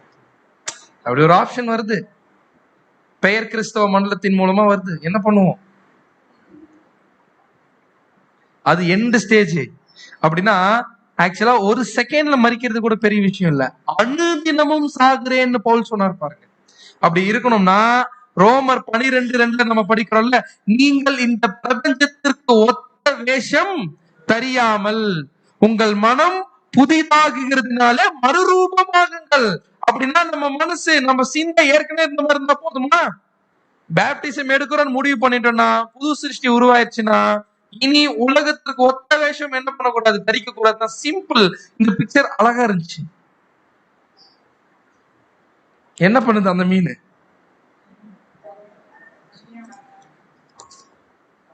யார் அந்த மீன்? நாம தான். எங்க போகுது? அது எக்ஸாம்பிள் அங்க போகுது. இது என்னது? இது அங்க போகுதுன்னா எதுக்கு போகுது? சாக போகுது கிறிஸ்துவுக்காக. கரெக்டா? கிறிஸ்துக்காக சாக போகுது. இப்படி போற இந்த மீன் அந்த மீன் பார்த்து என்ன பேசும்? முட்டாள், வாழ தெரியல உனக்கு. ஏன்னா தேவனுடைய பிள்ளைகள் தன்னுடைய நேரத்தை முழுக்க முழுக்க எதுக்காக செலவிடுவாங்க? தேவனுக்காக தான். தாளந்த தேவனுக்காக தான், பணத்தை தேவனுக்காக, எல்லாமே தேவனுக்காக தான், எனர்ஜிய தேவனுக்காக, ஜீவத்திலேயே சாவாங்க. அப்படி இதுக்காகவே வாழ்ந்துட்டு இருக்கும் பொழுது எல்லாமே வரும். ஆனா கிளியரா சொல்லிட்டாரு 2 தீமோத்தேயு 2:12, நாம் அவரோட கூட பாடுகளை அனுபவித்தால் அனுபவிக்கலாம். அந்த வாழ்க்கை வாழ்வதுதான் நான் வாழ்ற முடிவு எடுக்கிறது தான் ஞானஸ்தான வாழ்க்கை. லைஃப் ஆஃப் கிரைஸ்ட் ஒரு டிஸ்கஷன்ல கூட படிச்சோம். அழகா எழுதினார் ரசல். என்ன எழுதினா, கான்செக்ரேஷன் மட்டுமே போதுமான்னு பாத்தீங்கன்னா போதாது. அதாவது பேப்டிசம் எடுக்கிறது மட்டுமே போதுமான்னு பாத்தீங்கன்னா போதாது. அது ஒரு ஸ்டெப், அவ்வளவுதான். அது முதல் படி. அந்த படி எடுத்த பிறகு அந்த பேப்டிசம் எடுத்த உடனே தான் நமக்கு நிறைய கதவுகள் ஓபன் ஆகுது. என்ன கதவுகள் ஓபன் ஆகுது? பேப்டிசம் எடுத்த உடனே தான் ஒருவர் தேவனுடைய புத்திரர் ஆகிறாரு. கரெக்டா? அப்பதான் தேவனுடைய பார்வையில பரிசுத்தவான் ஆகிறாரு. அதுக்கப்புறமா தான் தேவனுடைய வாக்குத்தத்தங்கள் அவங்களுக்கு என்ன ஆகுது? பொருந்த ஆரம்பிக்குது. அதுக்கப்புறமா அந்த சத்தியத்தை அவங்க அப்ளை பண்ணும் பொழுது அவங்க ஆவியின் கனிகளை ப்ரொடியூஸ் பண்றதுக்கு எதுதான் கதவு திறக்குது? பேப்டிசம் தான். ஆனா எடுத்துட்டதுனாலே சபையாயிட முடியுமா? முடியாது. கடைசி வரைக்கும் அதுல என்ன பண்ணணும்? நாம நிலைச்சு நிக்கணும். பட்டுட்டே இருக்கும் வெயில். பவுலுடைய எக்ஸாம்பிள் சொல்றானு. பவுல் மேல வெயில் எவ்வளவு பட்டுச்சு? நான் சொல்ற வெயில் இருந்து புரியுதுங்களா? ரிலேட் பண்ண முடியாது. எது எவ்வளவு? சரி, எவ்வளவு பிளாக்கா இருந்திருப்பார் பவுல்? பிளாக்னா லிட்டரலா கேட்கல, நானு சிம்பாலிக்கலா கேட்கிறேன். நான் சாதாரண பாடுகளா? வீட்டுல ஒரு கஷ்டம் வந்துட்டாலே ஏன் பதில் எக்லிஷா வரல, அது ஏன் கேக்குறீங்க? வீட்டுல அவ்வளவு பிரச்சனை. வீட்டுல இருக்கக்கூடிய ஒரு சின்ன பிரச்சனைக்கே சில சமயத்துல சோர்ந்து போயிடலாம். நம்ம ஆபீஸ்ல இருக்கக்கூடிய பிரச்சனைக்கு சோர்ந்து போயிடுவோம். ஆனா யோசிச்சு பாருங்க, அப்போஸ்தலனாகிய பவுல் அவர் பட்ட பாடுகளுக்கு அவர் என்ன பேர் சொல்றாருன்னு பாத்தீங்கன்னா, அதிசீக்கிரம் நீங்கி விடும் சொல்றது அவரு. அதிசீக்கிரம் நீங்கி விடும் லேசான உபத்திரவம் நித்திய கன மகிமைக்கு நம்ம வழிவகுக்கின்றது. இது நியாயமா அப்போஸ்தலன் பவுல்னு போய் கேட்கணும். ஆனா நியாயம் தாங்கிறார். என்ன அவருடைய உபத்திரத்தை அவர் வைக்கிற பேர் என்ன தெரியுமா? லேசான உபத்திரம். ஏன்? அவர் கம்பேர் பண்றாரு, மகிமைய கம்பேர் பண்றாரு. ஏன்னா இந்த 1,40,000 கருப்பு குதிரை எங்க போகுது? என்ன சரீரத்தை பெற்றுக்கொள்ள போகுது? மனுஷனா இருக்க போறாங்களா? தேவன் இருக்கக்கூடிய சரீரத்தை பெற்றுக்கொள்ள போறாங்க. இயேசு கிறிஸ்து இருக்கக்கூடிய சரீரத்தை பெற்றுக்கொள்ள போறாங்க. சாகாமிய பெற்றுக்கொள்ள போறாங்க. 1,40,000 பேருக்கு மட்டும்தான் சாகாமி. ஏன்னா சாகாமிக்கு நித்திய ஜீவனுக்கும் வித்தியாசம் இருக்கு. கரெக்டா? நித்திய ஜீவன் இருக்கிறவங்க வாழலாம், வாழ்ந்துட்டே இருக்கலாம். ஆனா அவங்கள அழிக்க முடியும். ஆனா சாகாமை பெற்றுக்கொள்ளக்கூடியவர்கள் என்ன பண்ண முடியாது? அழிக்கவே முடியாது. அப்பேற்பட்ட ஒரு கனமகிமை அவங்களால படைக்கவே, இன்னொரு படைப்பை படைக்க முடியும். அப்பேற்பட்ட இடத்துக்கு தான் இந்த கருப்பு குதிரை போகுது. அந்த இடத்துக்கு போறதுக்காக தான் அப்போஸ்தலர் ஒரு வாழ்க்கையை வாழ்ந்தாங்க. யோசிச்சு பாருங்க, வெறுமனே நாம ஞாயிற்றுக்கிழமை மட்டும் எக்லிஷாவை அட்டன் பண்ணக்கூடிய கிறிஸ்தவர்களா இருந்தோம்னா யாருக்கு ஈக்குவல் இல்லாத மாதிரி ஆயிரும். பெயர் கிறிஸ்தவர்களுக்கும் நமக்கும். அப்படின்னா அதிகமா சத்தியத்தை படிக்கணும். எவ்வளவு இருக்கு சத்தியம் படிக்கிறதுக்கு? எத்தனை புக்ஸ் இருக்கு, எத்தனை சப்ஜெக்ட்ஸ் இருக்கு? நம்ம சொன்னதுதான். இது வரைக்கும் நம்ம பிரதர்ஸ் பேசின ஆயிரக்கணக்கான சப்ஜெக்ட்ஸ் இருக்குது. புக்ஸ், தமிழ்ல டிரான்ஸ்லேட் பண்ண புக்ஸ், புதுசா வந்த பிரதர்ஸுக்கெல்லாம் கொடுப்போம். நிறைய நீங்க படிச்சு எது பட ஆரம்பிக்கணும். வெயில் என்ன பண்ணும் அப்படின்னு பாத்தீங்கன்னா படம். அதுக்கு ரோல் மாடலா யார் இருக்கணும்? இங்க பாருங்க, வெயில்லாம் என் மேல எவ்வளவு பட்டிருக்குன்னு யார் சொல்லணும்? முன்னாடி இருக்கக்கூடிய சகோதர சகோதரிக்கு காட்டணும் நம்ம பிரதர்ஸ். சோ கருப்பு குதிரை தான் எங்க போக முடியுங்க? சோ அப்போ எத்தனை குதிரை, ஒரு ரதத்துல பூட்டப்பட்ட குதிரையை பார்த்தோம். பேலன்ஸ் எத்தனை இருக்கு? 3. சரிங்களா? அப்படின்னா அடுத்தது வெண்மையான குதிரைகள் அவைகளுக்கு பின்னாலே புறப்பட்டு போயின. யாருக்கு பின்னாடி போயிடுச்சா? வெள்ளை கலர் குதிரை பின்னாடியே போயிடுச்சாமா. யாருக்கு பின்னாடியே? கருப்பு குதிரைக்கு பின்னாடியே போயிடுச்சா. அப்படின்னா யார் இந்த வெள்ளை குதிரை? ஆனா இந்த வெள்ளை குதிரை யார் கிடையாதுன்னா சபை கிடையாது. யார் இந்த வெள்ளை குதிரை? Very good. ஏன்னா பின்னாடியே போச்சுன்னா இதுவே அங்கதான் போகுது. கருப்பு குதிரை போன இடத்துக்கு தான் போகுது, ஆனா கருப்பு குதிரை போன ஸ்தானத்துக்கு போல. புரியுதுங்களா? நல்ல குதிரை கருப்பு குதிரை பின்னாடி போயிடுச்சு, வடதேசத்துக்கு தான் போயிடுச்சு இதுவும். ஆனா கருப்பு குதிரை பெற்றுக்கொள்ளக்கூடிய நிலைமை இது என்ன பண்ணலாம், பெற்றுக்கொள்ள. யார் இந்த வெள்ளை குதிரை? எப்படி இருக்குது? வெள்ளையா இருக்கு. ஏன் வெள்ளையா இருக்கு? ஏன் வெள்ளையா இருக்கு? வெயில் பட்டதுனால வெள்ளையா இருக்கு. ஆஹா, வெயில் நல்லா இருக்குது. வெயில் படாததுனால வெள்ளையா இருக்கு. Very good. வெளிப்படுத்தின விசேஷம் 7ஆம் அதிகாரம் 9ஆம் வசனம் யோவான் பார்க்கிறாரு.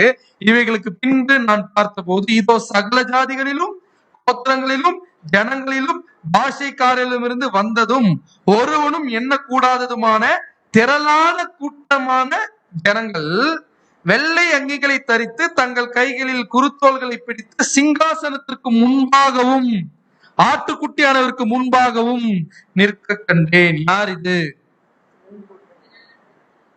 திரள் கூட்டம். இது யாரு?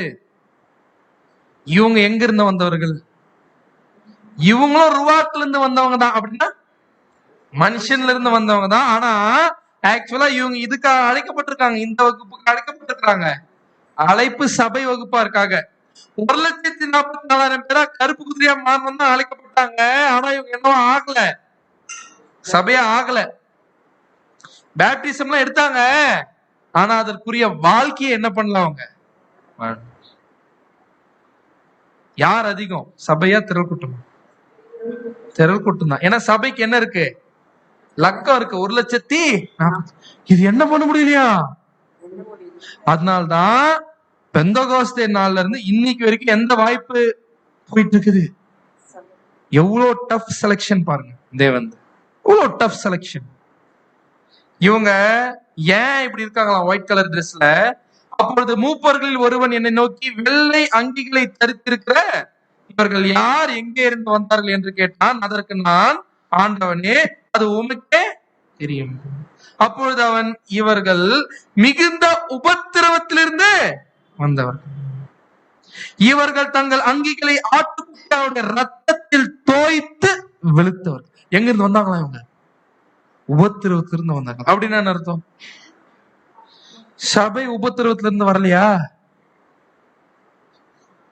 சபை உபத்திரவத்துல வந்து இப்பதான் பார்த்தோம். கருப்பு கலர் ஆனது காரணமே உபத்திரவம் தான். அப்படின்னா என்ன? இவங்களுக்கும் சபைக்கு வரக்கூடிய உபத்திரவத்துக்கு என்ன வித்தியாசம்? So simple, so simple.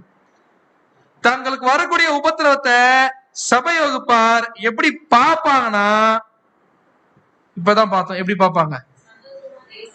லேசான, இதெல்லாம் அப்படி லைக் தட் அப்படி தொடச்சிட்டு போற மாதிரி உபத்திரவத்தை பாத்துறாங்க. லேசான உபத்திரவம். யார் சொன்ன மாதிரி? பவுல். என்னென்ன வந்துச்சு? அநேக முறை கண் விழிப்பு, கசையடி,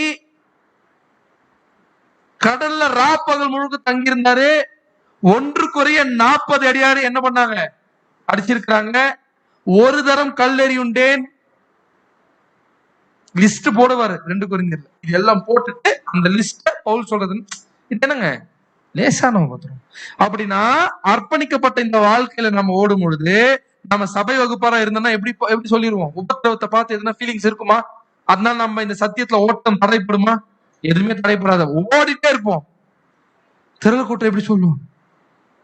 தங்களுக்கு வரக்கூடிய ஏன் உபத்திரம் இருக்கு பாருங்க, அது சொல்ல முடியாத பெரிய உபத்திரம் சொன்னா நம்ம எந்த கேட்டகரியில இருக்கோம்?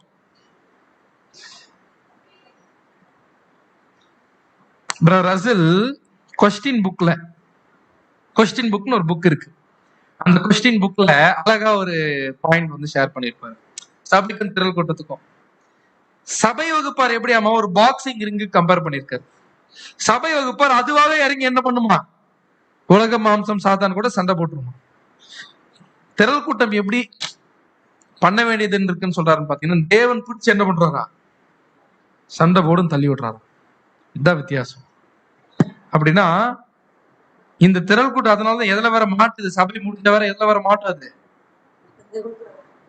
மகா உபத்திரவ காலத்துல கடைசியா நடக்கக்கூடிய யுத்தத்திலையும் அந்த உலகம் முழுக்க கொலாப்ஸ் ஆகக்கூடிய அந்த கால பகுதியிலையும் எது மாட்டிட்டு வரும்னு பாத்தீங்கன்னா, திரள் கூட்டம் தோய்த்து வெளுத்து வந்து நிப்பாங்க. சிங்காசனத்துல மேல உட்கார மாட்டாங்க, சிங்காசனத்துக்கு முன்னாடி என்ன பண்ணுவாங்கன்னா உட்காருவாங்க. யாருக்கு பின்னாடியே போயிருதான் இது, கருப்பு குதிரை பின்னாடியே போகுது.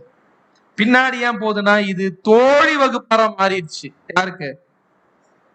மணவாட்டிக்கு. சங்கீதம் 45:13-14 வாசிக்கிறோம். ராஜகுமாரத்தி உள்ளாக பூரண மகிமை உள்ளவள். யார் ராஜகுமாரத்தி? உள்ளாக பூரண மகிமை உள்ளவா? இன்டீரியர் கேரக்டர் அவ்வளோ பியூட்டியா. அவள் உடை பொற்சரிகையா இருந்தது. அழகா இருக்கு பாருங்க. ஏன்னா பொண்ணு எதை அடையாளப்படுத்துன்னு பார்த்தோம், தெய்வீக சுபாவம். மணவாட்டி எதையை தரித்து கொள்றாங்க, தெய்வீக சுபாவத்துக்கே போயிடுறாங்க. அதனாலதான் உடை ஒரு சரியா இருந்தது. சித்திரை தையலாடை தரித்தவளாய் ராஜாவிடத்தில் அழைத்து கொண்டு வரப்படுவாள். சித்திரை தையலாடை எப்படி தைப்பாங்க? Embroidering work. அழகா எம்ப்ராய்டரிங் ஒர்க் எது எது எது நீடில்ஸ் ஒர்க் இருக்கும். அந்த நீடில் வச்சு குத்துவாங்க. அந்த மாதிரி அந்த நீடில் ஒர்க் தான் நம்ம லைஃப்ல நடக்கக்கூடிய உபத்திரவம். அப்ப நிறைய நீடில் ஒர்க் இருந்துச்சுன்னா எப்படி இருக்கும் எம்ப்ராய்டரிங் ஒர்க்? அப்ப நமக்கு என்ன வேணும்? நீடில் ஒர்க் நிறைய இருந்துச்சுன்னா, நான் சொல்ல புரியுதா, சத்தியத்துக்காக நம்மளுடைய பாடுகள் உபத்திரவங்கள் நாம் சகிக்கக்கூடிய சோதனைகள் நிறைய இருந்துச்சுன்னா அந்த வகுப்பாரா போவோம். ராஜாவிடத்தில் அழைத்து கொண்டு வரப்படுவாள். யாரு? மணவாட்டி. செலக்ட் ஆயிட்ட பிறகு 1,44,000 பேர். அவள் பின்னாலே செல்லும். யாரு பின்னாடியே போனது? கருப்பு குதிரை பின்னாடியே போற வெள்ளை குதிரை. எது? திரள் கூட்டம் வெள்ளை அங்கிகளை தரித்து கொண்டு போகுது. அவருடைய தோழிகளாகிய கன்னிகைகள் உம்மிடத்தில் கூட்டிக் கொண்டு வரப்படும். அதுதான் பாக்குறோம். வெண்மையான குதிரைகள் அவைகளுக்கு பின்னாலே புறப்பட்டு போய் சிங்காசனத்துக்கு முன்னாடி என்ன பண்ணுதுன்னா நிக்குது. இப்ப சொல்லுங்க, எந்த குதிரை அவளா? முடிவு பண்ண பேப்டிசம் எடுக்கும் போதே முடிவு பண்ணோம். முடிவு பண்ணிட்டு பேப்டிசம் எடுத்துட்டோம். ஆனா எல்லாரும் பேப்டிசம் எடுத்துட்டோம். பேப்டிசம் எடுத்து எல்லாரும் கருப்பு குதிரை ஆகிறது இல்ல, பேப்டிசம் எடுத்து எல்லாரும் வெள்ளை குதிரையும் ஆகிறது இல்ல. ஆனா பேப்டிசம் எடுத்துட்டோம்னா ஒண்ணு கருப்பு, இல்லனா வெள்ளை, அதுவும் இல்லனா இல்ல. இல்லன்னா என்ன அர்த்தம்? இல்லன்னா மரணம். அது உச்சகட்ட துணிகர. அதாவது ஞானஸ்தானம் எடுத்த பிறகும் துணிகரமா மாம்ச பலவீனத்துல செய்யக்கூடிய பாவத்தை பத்தி சொல்ல, துணிகரமா நான் அப்படிதான் செய்வேன், துணிகரமாவே நான் இருப்பேன்றதுதான் அந்த நித்திய அறிவுக்குரிய ஒரு பாயிண்ட். பட் ஒண்ணு, எதுக்காக தான் அழைக்கப்படுறோம்னா வெள்ளை குதிரை ஆகிறதுக்கு இல்ல, கருப்பு குதிரை ஆகிறதுக்கு என்ன பண்ணப்பட்டிருக்கோம், நாம அழைக்கப்பட்டிருக்கோம். அடுத்தது என்ன குதிரை அப்படின்னு பாத்தீங்கன்னா சிவப்பு குதிரை. இன்னொரு ரதத்துல என்ன போட்டுப்பட்டிருக்குங்க? இப்ப 2 ரதம் பார்த்து முடிச்சிட்டோம். 4 ரதத்துல 3வது ரதத்துல இன்னொரு ரதத்துல எது பூட்டப்பட்டிருக்காமா? சிவப்பு குதிரை. அப்படின்னா மனுக்குலத்துல இருந்து ஒரு குரூப்ப சபையா தேர்ந்தெடுத்துறார். மனுஷன்ல இருந்து ஒரு ருவாக் தான். ருவாக்ல இருந்து ஒரு குரூப் சபையா போயிருது, இன்னொரு குரூப் எதுவா போயிருது? திரள் கூட்டமா போயிருது. இன்னொரு குரூப் எப்படி இருக்கா? சிவப்பு குதிரைகளா இருக்குது. யாரு இந்த சிவப்பு குதிரைகள் அப்படின்னு பாத்தீங்கன்னா, சிவப்பு குதிரை அப்படின்னு சொன்ன உடனே இது எந்த குரூப்? யாருங்க இது? உலக ஜனங்கள் இல்ல. Very good brother. முற்பிதாக்கள், பழைய ஏற்பாட்டு முற்பிதாக்கள் தேவன் தேர்ந்தெடுக்கிறாரு. ஏன் இவங்களை சிவப்பு குதிரையோட நம்ம கம்பேர் பண்றோம் அப்படின்னு பாத்தீங்கன்னா, நம்ம ஆசாரிப்பு கூடாரத்தினுடைய டீப் ஸ்டடியில நம்ம பார்த்திருக்கோம். முற்பிதாக்களை எது கூட கம்பேர் பண்ணுவோம்? ஞாபகம் இருக்கா? முற்பிதாக்களை எதோட கூட கம்பேர் பண்ணுவோம்? உதாரணத்துக்கு காளையை யார் கூட கம்பேர் பண்ணுவோம்? ஆண்டவராகிய இயேசு கிறிஸ்து. வெள்ளாட்டு கடாவை. அந்த மாதிரி முற்பிதாக்களை எதோட கம்பேர் பண்ணுவோம்? மறந்துட்டோமா? ரெட் டைஃபர், சிவப்பு கிடாரி. என்னாகும் 19ஆம் அதிகாரம் 2ஆம் வசனம், கர்த்தர் கற்பித்த நியாயப்பிரமாணமாவது பழுதற்ற ஊனம் இல்லாததும் நுகத்தடியும் உட்படாததும் ஆகிய சிவப்பான ஒரு கிடாரியை உன்னிடத்தில் கொண்டு வரும்படி இஸ்ரேல் புத்திரருக்கு சொல்லும். 9ஆம் வசனத்துல, சுத்தமா இருக்கிற ஒருவன் அந்த கிடாரியின் சாம்பலை வாரிக்கொண்டு பாளையத்துக்கு புறம்பே சுத்தமான ஒரு இடத்தில் கொட்டி வைக்க கடவன். அது இஸ்ரேல் புத்திரரின் சபைக்காக தீட்டு கழிக்கும் ஜலத்துக்கு என்று காத்து வைக்கப்படும். அது பாவத்தை பரிகரிக்கும். எதனுடைய சாம்பல்? சிவப்பு கிடாருடைய சாம்பல். அங்க இஸ்ரேல் ஜனங்களுடைய பாவத்தை என்ன பண்ணுமா? பரிகரிக்கும். ஆனா இந்த சிவப்பு கிடாரு எதுக்குள்ளவே வராது தெரியுமா? ஆசரிப்பு கூடாரத்துக்குள்ளவே வராது. சிவப்பு கிடாரி ஆசரிப்பு கூடாரத்துக்குள்ளவே வராது. ஏன்னா ஆசரிப்பு கூடாரம் அதுவே யார் அடையாளப்படுத்துது? கிரைஸ்ட். அப்படின்னா இவங்க ஆனா இதுவும் பலி ஆகுது. அப்படின்னா இவங்க எப்ப பலியானவர்கள் அப்படின்னா கிறிஸ்துவுக்கு முன்னாடி. கிறிஸ்துவுக்கு முன்னாடி யார் பலியானது அப்படின்னு பாத்தீங்கன்னா ஆபேல்ல இருந்து யோவான் ஸ்தானங்கள் வரைக்கும். ஆபேல்ல இருந்து யோவான் ஸ்தானங்கள், இவங்க தான் பழைய ஏற்பாட்டு முற்பிதாக்கள். இந்த பழைய ஏற்பாட்டு முற்பிதாக்கள் பரலோகம் வர போறாங்களா? இல்ல. ஆனா அவங்களுக்கு என்ன ஆசீர்வாதம் கொடுத்திருக்காரு? உலகத்துல உயிரோடு எழுந்து வரும்பொழுது பரிபூர்ண மனுஷன் எழுந்து வரும்போது எப்படி வந்துருவாங்க?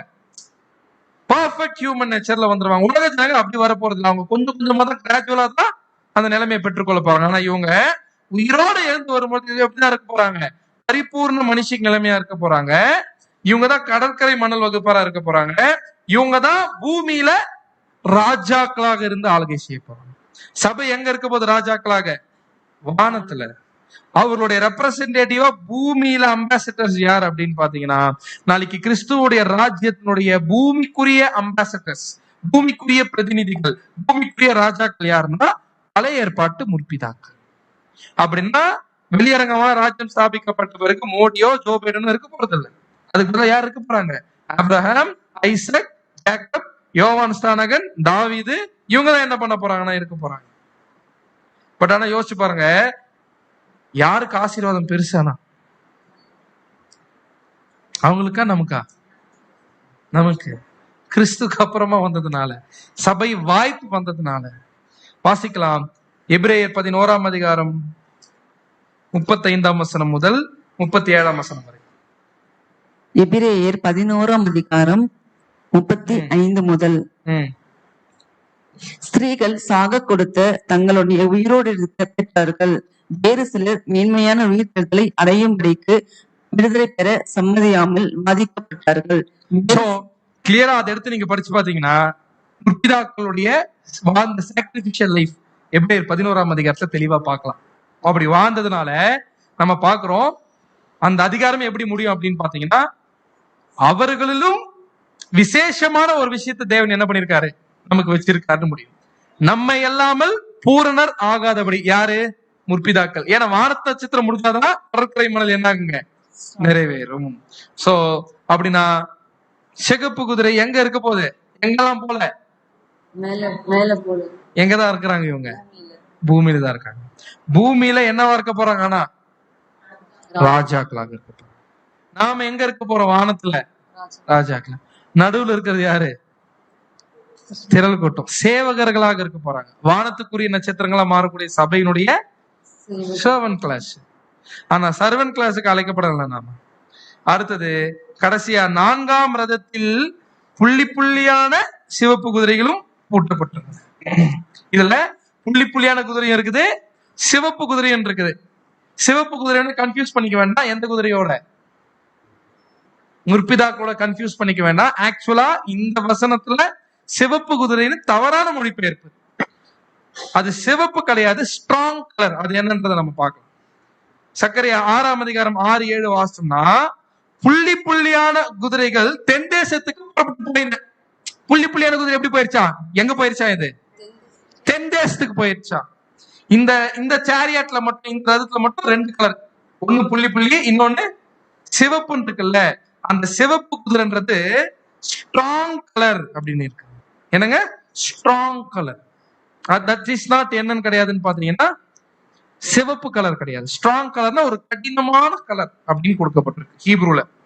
சிவப்பு குதிரைகளோ என்றால் புறப்பட்டு போய் பூமியில சுற்றி திரியும்படி கேட்டுக்கொண்டன.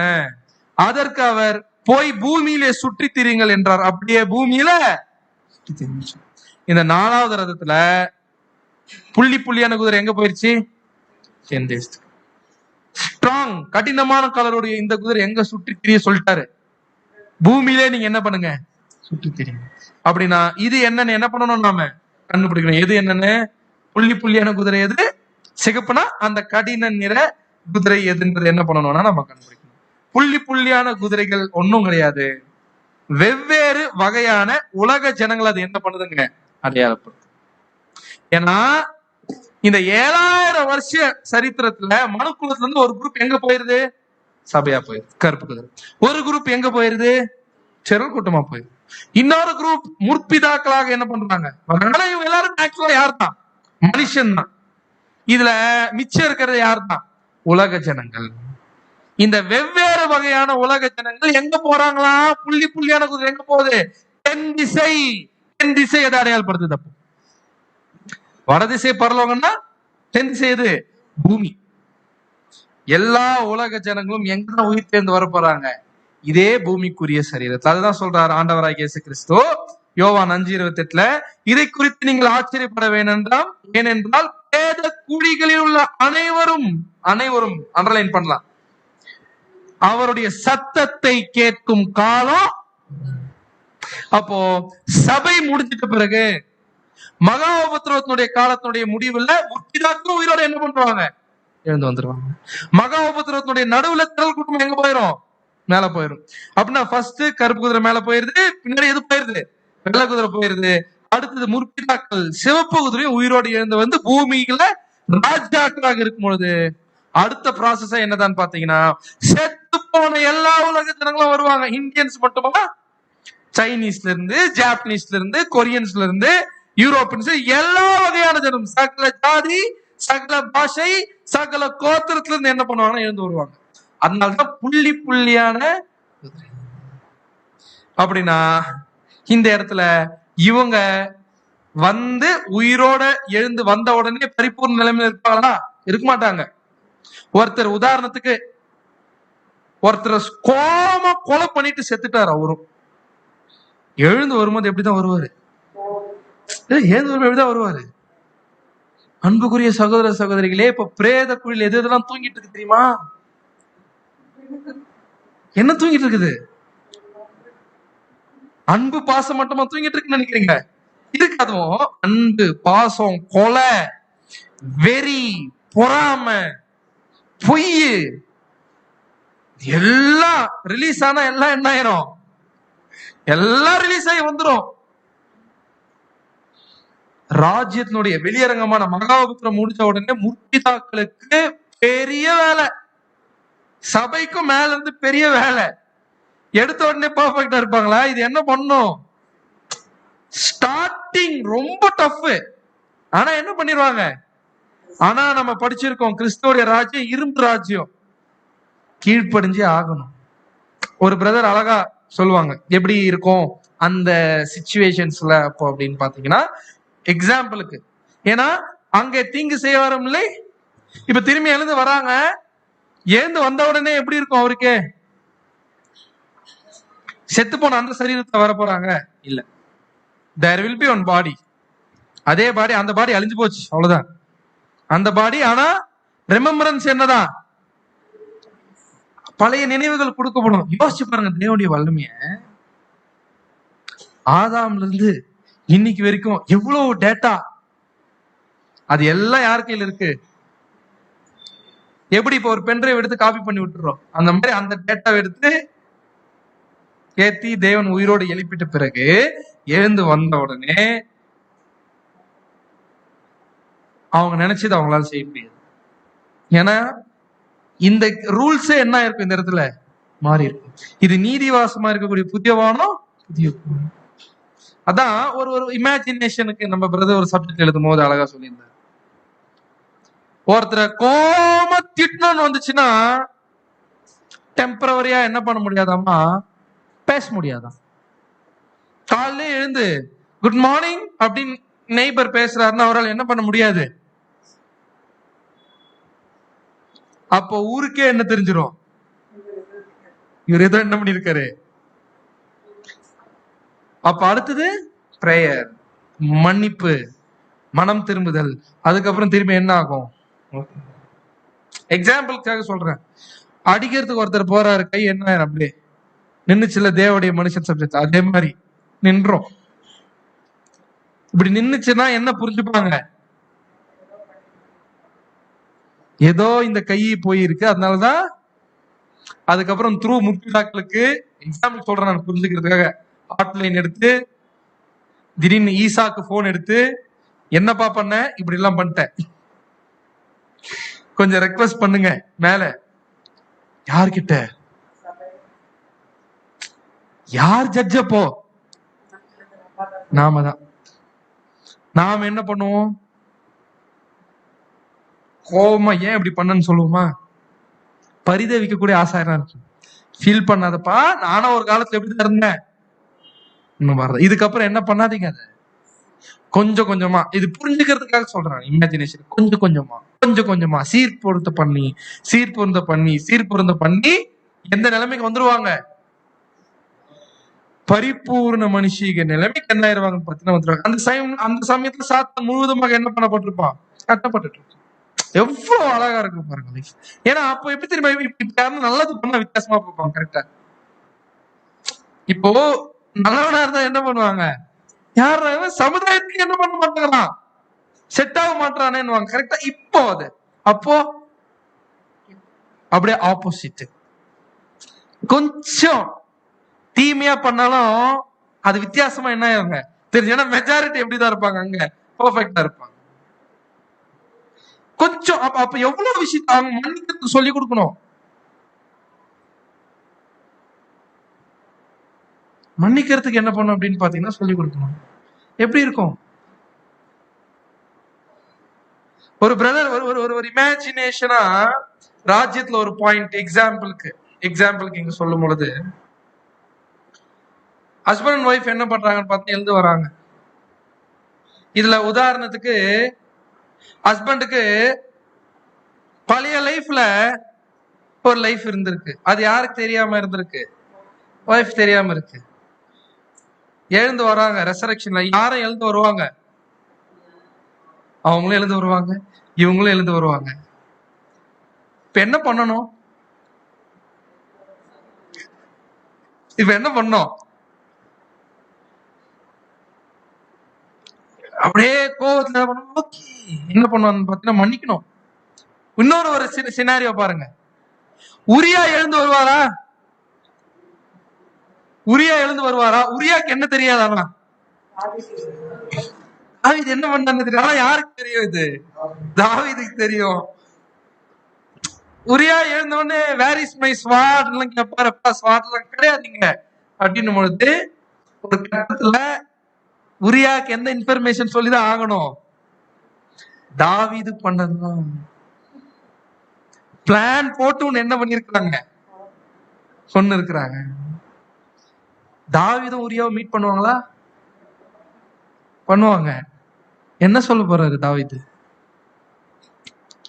நான் ராஜா அப்படிதான் பண்ணுன்னு சொல்லுவாரா? டெஃபினட்டா ராஜ்யத்துல தாவீது உயிரோடு வந்து, உரியா ஐ எம் சோ சாரி. உரியா என்ன பண்ண, இப்போ எப்படி உன்னை எப்படி பண்ண, அவன் நம்மள ராஜா தான் இருந்தேன் அப்படின்னு பண்ண முடியுமா? என்ன பண்ணி அவனுக்கு உரியா? ஐ ஃபர்கிவ் யூ. ஒருத்தர் கொலை பண்ணிட்டாரு, ஒருத்தரை கொலை பண்ணவனும் உயிரோடு எழுந்து வருவான், கொலை பண்ணப்பட்டவரும் என்ன பண்ணுவாருங்க? உயிரோடு எழுந்து வருவாரு. என்ன பண்ணி ஆகணும்? இப்போ மன்னிக்கணும். இந்த ப்ராசஸ் சொல்லி கொடுக்கணும். ஹிட்லர் உயிரோடு எழுந்து வருவாரா? யூதர்கள் உயிரோடு எழுந்து வருவாங்களா? அந்த கேஸ் சேம்பர்ல போட்ட எல்லா யூதர்களும் உயிரோடு வந்துருவாங்களா? ஹிட்லரை வந்து நிப்பாரா? இப்ப இந்த கேஸ் சேம்பர்ல போட்ட நபர்கள் ஹிட்லர் என்ன பண்ணும்? இது யார் சொல்லி கொடுக்கணும்? இது யார் சொல்லி கொடுக்க போறாங்க? இது எல்லாமே நாம சொல்லி கொடுக்க போறோம். கருப்பு குதிரை, இந்த புள்ளி புள்ளியான குதிரைகளுக்கு என்ன பண்ணணும்? நாம சொல்லி கொடுக்கணும். அதுக்காக தான் இப்பவே நம்மள என்ன பண்ணிட்டு இருக்காருன்னு பாத்தீங்கன்னா, தயார் பண்ணிருக்கிறாரு. அவ்வளவு பெரிய ஆசீர்வாதத்தை தேவன் என்ன பண்ண போறாருன்னா கொடுக்க போறாரு. இப்பேற்பட்ட ஒரு டாஸ்க, சாதாரண விஷயம் கிடையாது இந்த சத்தியம் நமக்கு கிடைச்சது. இப்பேற்பட்ட ஒரு வாய்ப்புக்காக தேவன் என்ன பண்ணிருக்காருங்க நம்மள, தேவன் நம்மள என்ன பண்ணிருக்காருன்னு பாத்தீங்கன்னா அழைச்சிருக்கிறார். சோ யோசிச்சு பாருங்க. அடுத்தது கடைசி ஒரு கிளாஸ் எது முடிஞ்சு, உலக ஜனம் வந்துட்டாங்களா, புள்ளி புள்ளி எனக்கு ஒரு சபை, அடுத்தது திரள் கூட்டம், முற்பிதாக்கள். பேலன்ஸ் யாரு? சிகப்பு நிற குதிரை இருக்கு இல்லையா, இதனுடைய கன்கார்டன்ஸ் நம்பர் H554. இது சிகப்பு நிறம் கிடையாது, ஒரு இருண்ட நிறம், ஒரு ஸ்ட்ராங் கலர், ஒரு இருண்ட நிறம் இருந்தா எப்படி இருக்கும் அந்த மாதிரி நிறம். இது யாருன்னு பாத்தீங்கன்னா மனம் திரும்பாத கடினத்தன்மை உள்ள உலக ஜனங்கள். எப்போ தெரியுமா? உயிரோட எழுப்புறோம்ல, அப்ப என்ன பண்ணணுங்க, திரும்பியும் உயிரோடு எழுப்பி உலகத்தே ஏதேன் தோட்டமா மாத்தி சபைய ராஜாக்களை வச்சு முற்பிதாக்களை ராஜாக்களை வச்சு திரும்பியும் உங்களுக்கு பரிபூர்ண மனுஷ நிலைமையை கொஞ்சம் கொஞ்சமா கொடுத்தா உலக ஜனங்கள் திருந்தணுமா திருந்த கூடாதா? திருந்தணும். எல்லாருமே திருந்துவாங்களான்னு கேட்டா இல்ல. ஏன்? அதுதான் சொல்றாரு ஏசாயா 26:10, துன்மார்கனுக்கு தயை செய்தாலும் நீதி என்ன பண்ணலாம், கற்றுக்கொள்ளலாம். நீதியுள்ள தேசத்திலும் அவன் அநியாயம் செய்து கர்த்தருடைய மகத்துவத்தை கவனியாத என்ன பண்றான்னு பாத்தீங்கன்னா போகிறான். அப்படின்னா அவ்வளோ நல்லது பண்ணா கூட திரும்பி 1000 ஆண்டு அரசாட்சி முடிவுல சாத்தான தேவன் கட்டவிழ்த்து விடப்படும் பொழுது அவன் திரும்பி என்ன பண்ண வருவான், ஏமாற்ற வரும்பொழுது இந்த கடினத்தன்மை உள்ள ஜனங்கள் அவனோட கூட அலையன்ஸ் போடுவாங்க. அப்ப தேவன் சாத்தான் அந்த அலையன்ஸ் போடுற ஜனங்க எல்லாரும் என்ன பண்ணிடுவாருன்னா அழிச்சிருவாரு, டெஸ்ட்ராய், நித்தியத்துக்கு என்ன பண்ணிடுவாருங்க, அழிச்சிருவாரு. அதுக்கப்புறமா யோசிச்சு பாருங்க, அதுக்கப்புறமா என்ன இருக்குன்னு பைபிள் இல்லைன்னா மகிமையின் ஐஸ்வர்யமா இருக்கும், மகிமையின் ஐஸ்வர்யமா இருக்கும். ஏன்னா 7ஆம் நாள் முடிஞ்சு 8ஆவது நாள் என்ன இருக்கா ஆரம்பிச்சிருக்கும். 7ஆவது நாள்ல தான் தேவன் ஓய்ந்திருக்கிறார். 8ஆவது நாள் தேவன் என்ன பண்ணிருக்க மாட்டாரு, திரும்பியமா சபைக்கு சாகாமைக்குரிய தன்மை கொடுத்ததுனால அவங்க என்ன பண்ண முடியும், படைக்க முடியும். ரசல் 6th வால்யூம் எழுதும்போது அழகா சொல்றாரு, ஆஃப்டர் 1000 இயர்ஸ் உலக ஜனங்கள் என்ன பண்ணுவாங்க, billions of galaxies and planets இருக்குது, கரெக்டா? அது எல்லாம் இப்ப காலியா இருக்கு. there will be other creations, மற்ற படைப்புகள் என்ன பண்ணப்படும், படைக்கப்படும். அந்த படைக்கப்படக்கூடிய படைப்புகளுக்கு திரும்பியும் ஏதேன் தொட்ட மாதிரியே பழம், திரும்பியும் பாவ மரணமா இல்ல. அவங்க எல்லாருக்குமே எக்ஸாம்பிள் யார் இருப்பாங்க, பூமி இருக்கும். பண்ணீங்கன்னா யார பாத்துக்கீங்க நீங்க. அப்ப டீச்சர்ஸா யார் இருப்பாங்கன்னா சீர் பொருந்தப்பட்ட உலக ஜனங்கள் இருப்பாங்க. அப்ப நமக்கு இருக்கக்கூடிய மகிமை யோசிச்சு பாருங்க. சர்ச் கிளாஸ்க்கு அப்பேற்பட்ட குளோரிக்கு தேவன் நம்மளை வந்து அழைச்சிட்டு போறாரு. இந்த கடினத்தன்மை உள்ள ஜனங்கள் எங்க சுத்தி திரிறாங்கன்னு பார்த்தோம், இந்த குதிரை பூமியில சுற்றி சுற்றி திரியறது யாரு, பூமி எல்லாத்துலயும் சுற்றி திரியறது யாரு. யோபுல படிக்கிற ஞாபகம் இருக்கா, 1:7 கர்த்தர் சாத்தானை பார்த்து நீ எங்கே இருந்து வருகிறாய் என்றார். சாத்தான் கர்த்தருக்கு பிரதியுத்தரமாக பூமி எங்கோ உலாவி அதில் சுற்றி திரிந்து வருகிறேன். அப்படின்னா பூமியில சுற்றி திரிகிறது என்பது யாருடைய குணாதிசயம், சாத்தானுடைய குணாதிசயம். அதனாலதான் சொல்றாரு, எவனை விழுங்கலாமோ என்று வகை தேடி சுற்றி திரிகிறான். இவருடைய கேரக்டர்ஸ் இருக்கிறவங்க எல்லாருமே அழிக்கப்பட்டவர்கள் நித்தியத்துக்கும். எப்பேற்பட்டவர்கள் இவர்கள் அப்படின்னு பாத்தீங்கன்னா, இவங்க பயப்படுகிறவர்கள், அவ்விசுவாசிகளும், அருவருப்பானவர்களும், கொலைபாதகரும், விபச்சாரக்காரரும், சூனியக்காரரும், விக்கிரகாராதனைக்காரரும், பொய்யர் அனைவரும் 2ஆம் மரணமாகிய அக்னியும் கந்தகமும் எரிகிற கடலில் பங்கடைவார்கள். அப்படின்னா சிம்பாலிக் லாங்குவேஜ், அக்னியும் கந்தகமும் எரிகிற கடல், அந்த கடலுக்குள் அந்த மாதிரி ஒரு கடல் இமேஜின் பண்ணீங்க, அதுக்குள்ள ஒரு பொருள் போட்ட என்ன ஆகும், இல்லாமலே போயிடும். அந்த மாதிரி சாத்தான் இந்த கடினத்தன்மையுடைய ஜனங்கள் என்ன ஆயிடுவாங்க, அடுத்தது இல்லாமலே போயிருவாங்க. இவர்கள் தான் வெள்ளாடு செம்மறியாடு ஓமையில வெள்ளாடு வகுப்பார், இடது பக்கத்துல இருந்து சபிக்கப்பட்ட வகுப்பார். அப்பொழுது இடது பக்கத்தில் நிற்பவர்களை பார்த்து சபிக்கப்பட்டவர்களை எண்ணி விட்டு பிசாசுக்காகவும் அவன் தூதருக்காகவும் ஆயத்தம் பண்ணப்பட்டிருக்க நித்திய அக்னிக்கு என்ன பண்ணுங்க நீங்க, they will be eternally destroyed, அழிச்சிருவார். அதுக்கப்புறம் ஆஃப்டர் 7000 இயர்ஸ் சாத்தான் ஒருத்தன் என்ன பண்ணவே மாட்டான், இருக்கவே மாட்டாங்க. இந்த மாதிரி குரூப் ஆஃப் பீப்புளா இருக்க மாட்டாங்க. யார் மட்டும்தான் இருப்பாங்க? கருப்பு குதிரை, வெள்ளை குதிரை, சிகப்பு குதிரை, புள்ளி புள்ளியான.